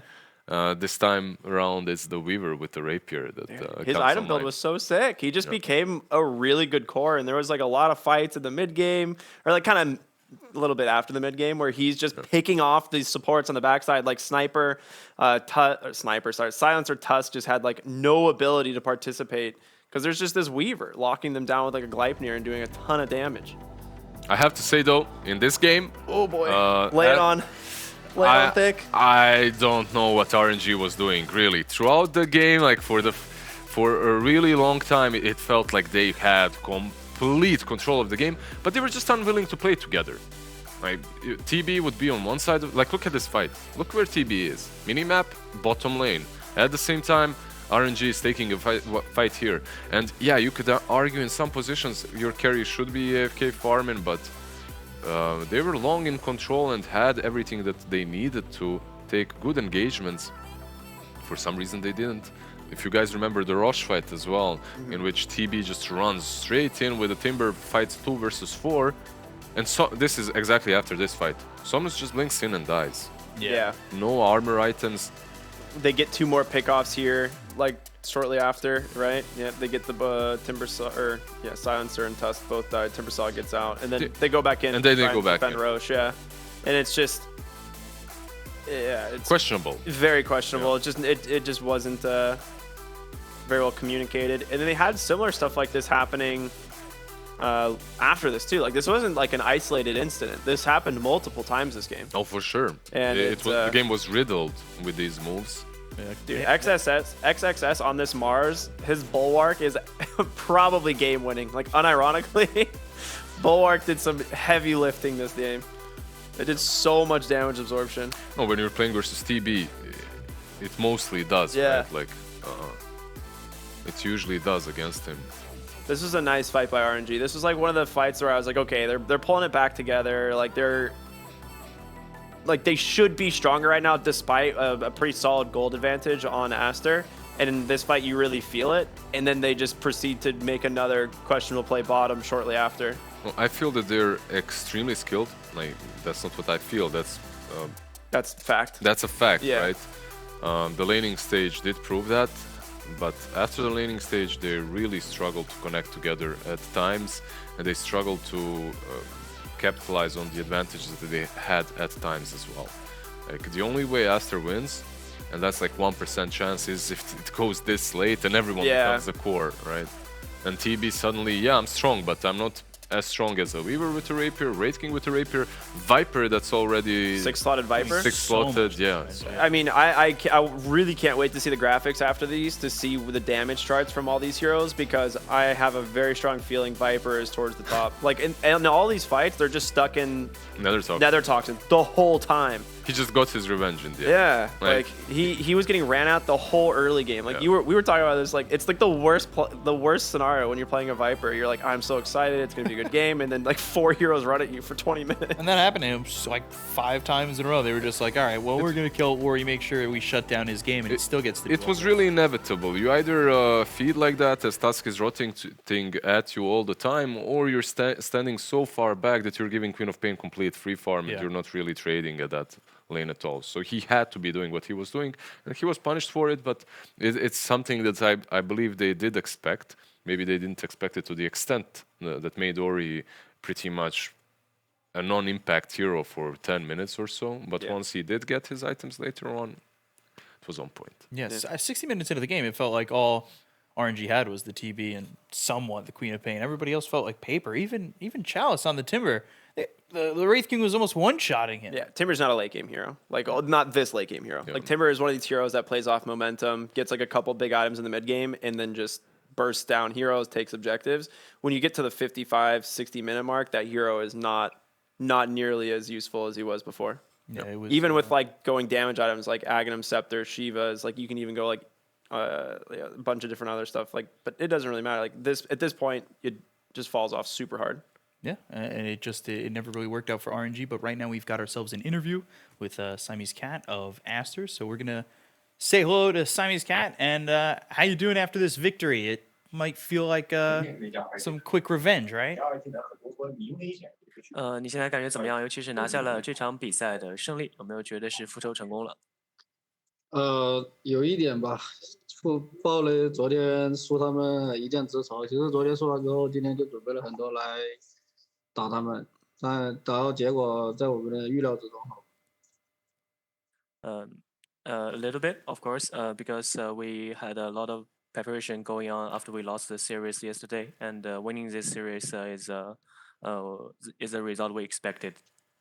Speaking of preparation, was there anything that you guys did differently from last series to this series as compared to coming into the last series where you guys ended up falling to RNG? 那说到准备工作的话，这场比赛的准备工作跟昨天打 RNG 的准备工作是不是有一些改进呢？昨天根本就没有准备啊，因为前天不是经历了2天比赛嘛，没睡觉，昨天睡醒就打，然后什么也没准备，所以感觉有点白给。然后昨天说完之后讨论了很久，然后今天也准备了，所以今天打起来就比较舒服一点，就能赢，好吧？ We actually didn't have any preparation before the series yesterday because we were playing IWO and we didn't really sleep during those 2 days. So we just woke up and played the series yesterday straight up, and yeah, after losing the series, we did a lot of preparation, and coming to this series, we play way more comfortable. Yeah, definitely Tho- looking a lot those better. games went mad into the night, right? Yeah, Really. IWO taking up a lot of time. Speaking of IWO, I know it's maybe not DPC related, but that is a big win for you guys. You guys even defeated LGD on your way to the grand finals and eventual victory. How did it feel to kind of lift the first trophy of the year? 说到 IW 的比赛，我知道虽然不是 DPC 的官方赛事，但是也是一个很正式的比赛。你们在一路上的话，也击败了像老干爹的这样一样的对手。然后在今年的话，应该是你们第一次举杯嘛，在这个赛事里捧杯的感觉是怎么样的？对于我来说，这是我个人的第一次冠军，我肯定是非常开心的。然后我看了一下我的队友们都跟我一样，都也是一样的心情，都特别的激动和开心。就同时也希望下个赛季明年能延续这几天的表现吧。For me personally, this is my first tournament championship, so I'm really excited. And I checked my teammates; they are as happy as I am. So that feels was really great. And I hope after Chinese New Year we can still maintain the performance we are as right now. Just a first very quick question. Were you ever worried in this last game of the series? You knew you guys had it at any given point, right? Easy win.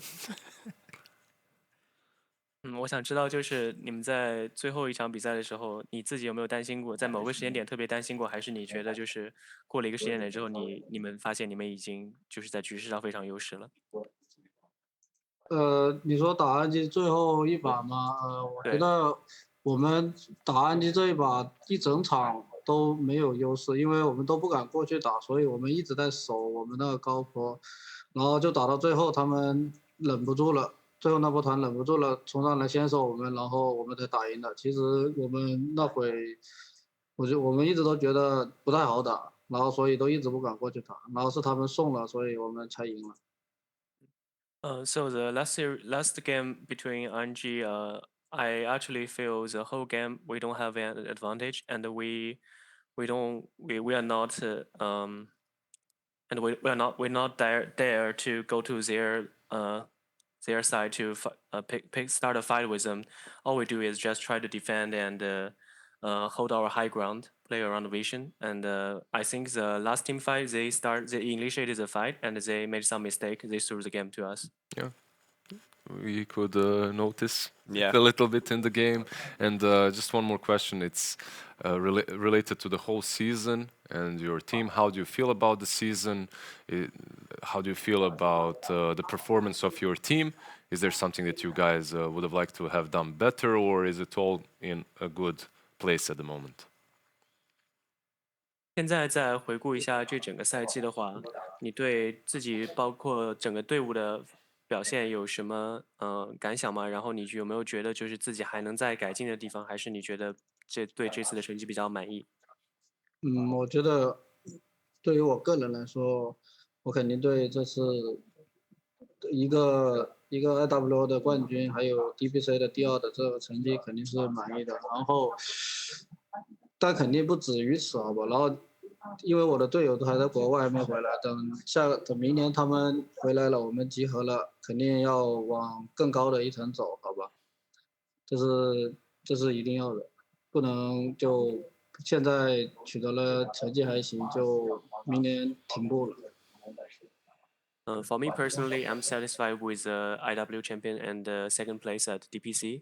And also, we still have 3 players haven't joined us in the bootcamp right now.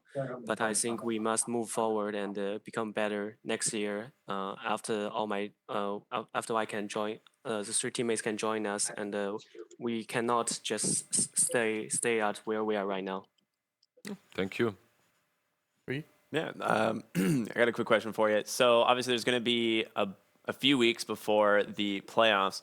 We're hearing from some teams that they're going to be taking a break. I just want to hear, what is the plan for you and the rest of Aster during this break?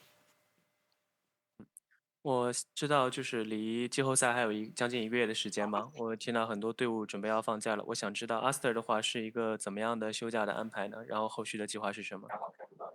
嗯，我个人认为啊，就从我以前的经历认为，我觉得我们现在今天打完应该是放假了，好吧？然后那个季后赛不是18号打吗？我们大概应该是个10后收假，然后练1个星期，跟 RNG 再打，大概就这样。I haven't confirmed yet, but from my experience, I think we gonna have a break starting from today, and the playoff start at 18th. So probably we gonna gather together at around 10th and start boot camp and start scrim together. Nice. Well deserved. Thank you. Yeah. You guys have any more questions? Oh, congrats on the first and second place. Yeah, congrats on IWO and second place in the DPC. Have a good new year, and we can't wait to see you guys in the playoffs. 恭喜你们取得这些成绩，希望你们新年快乐。啊，谢谢。Thank you.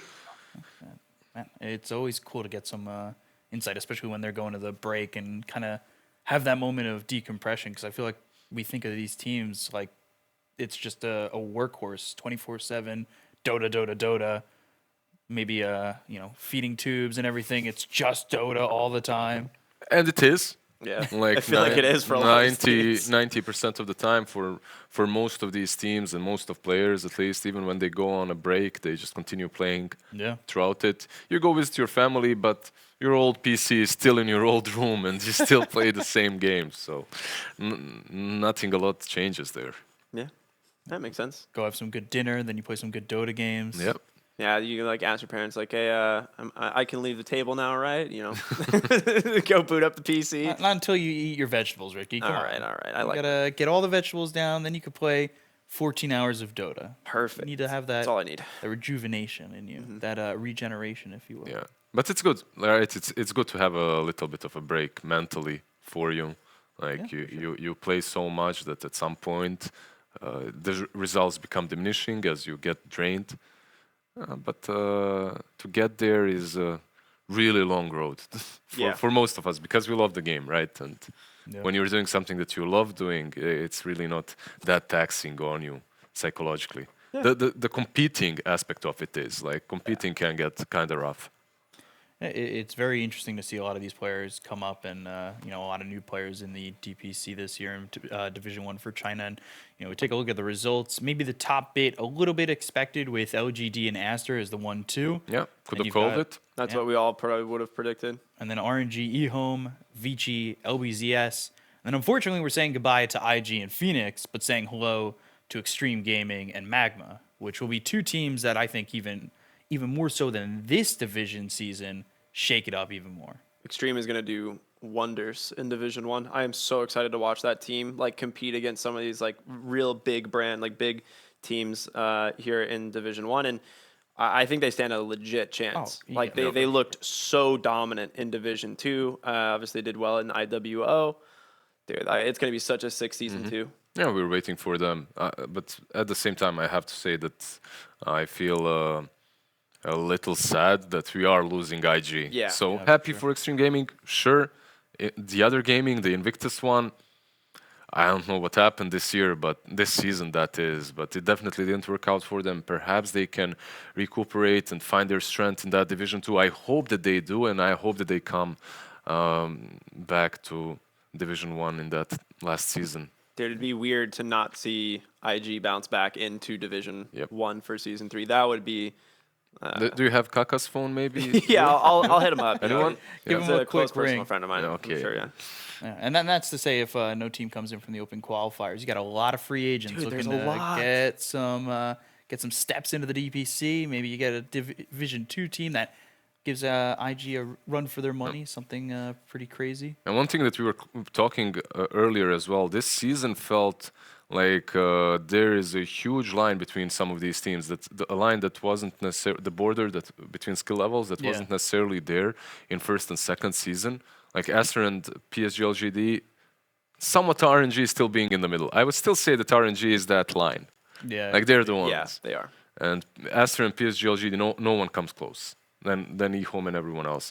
IG, I'm really surprised. Once again, reiterating myself, it's rough one. Yeah, definitely. Any closing thoughts before we go to a quick break? I mean, what is there to say, man? This was super fun. This was like an awesome experience for me personally. Like the watching the games was always a blast. Casting them was a blast. Meeting you guys was epic. So I don't know. It's been amazing all around. Hide those tears because I'm trying. yeah, it's been quick. Like Yeah. one thing that I have to say is I got used to the longer seasons, and because of certain circumstances, we couldn't get it this time around. It was damn quick. Like this is the last day, and I'm feeling like there's 3 more weeks to come. 3 more weeks to come. Exactly, not only. So a lot of Dota crammed up that I still need to process, but it was a lot of fun watching these teams once again and having such a conclusion as well to the whole season. The last series was a cherry on top, I have to say. It was. Yeah. Absolutely. Yeah. So we've definitely had some amazing series throughout the season. It's going to be interesting to see these top 4 teams go to that finals and who's going to come out on top, who's going to grab the rest of the points and the prize money left to be picked up by some of these squads. And, well, for now, we're going to go to a quick break. We'll see you guys in a second. Stay tuned.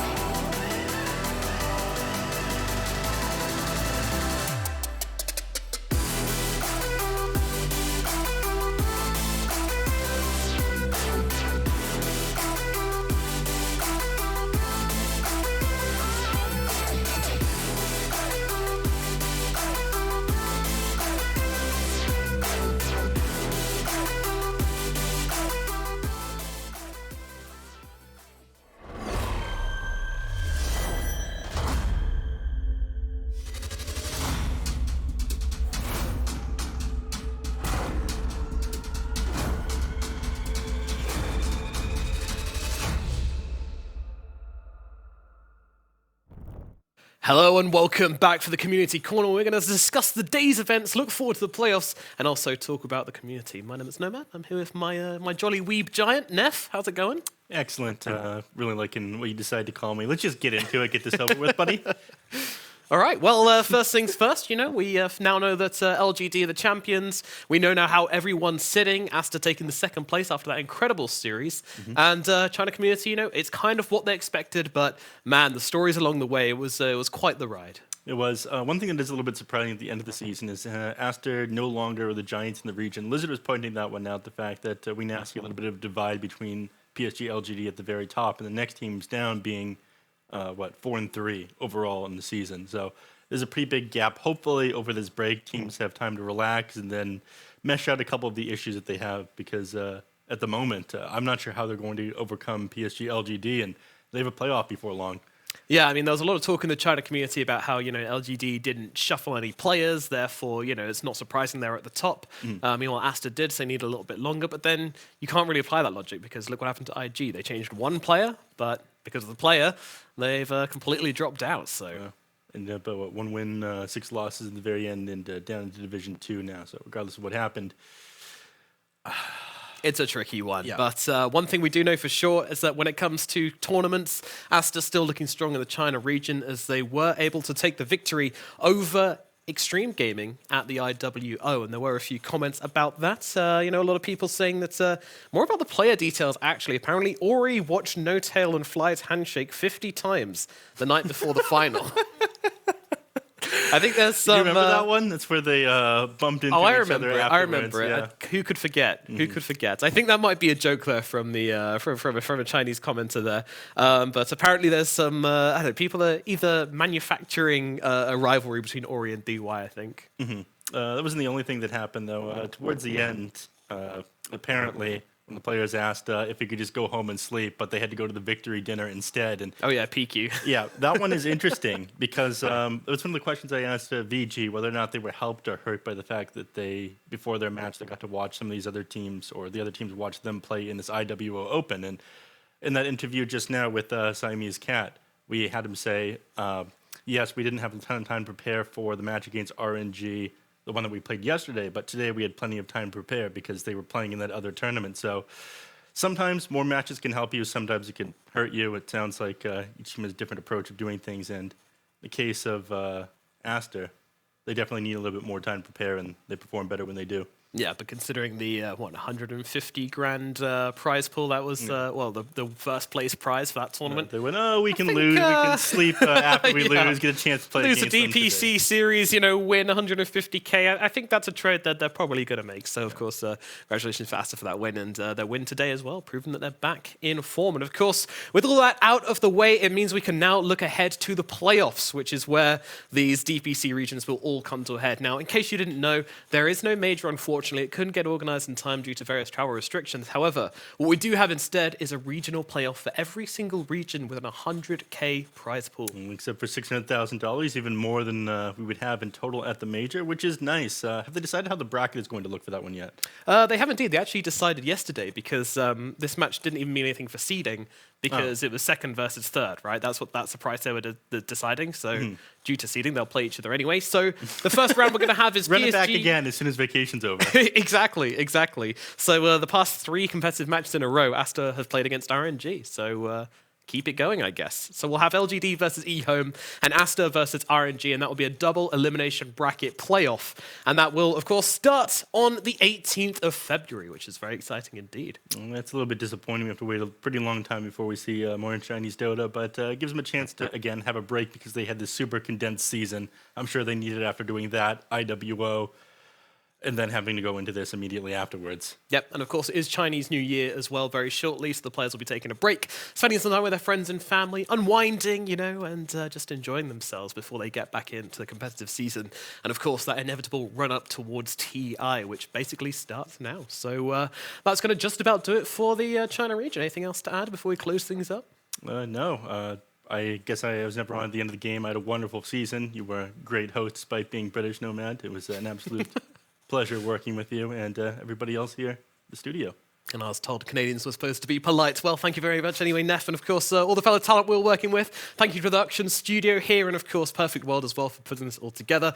Everyone did a phenomenal job. And of course, the teams as well for all taking part and putting on an amazing show. We will be back on the 18th of February to take you through the regional playoffs. But from today and for this DPC season, it's goodbye from us.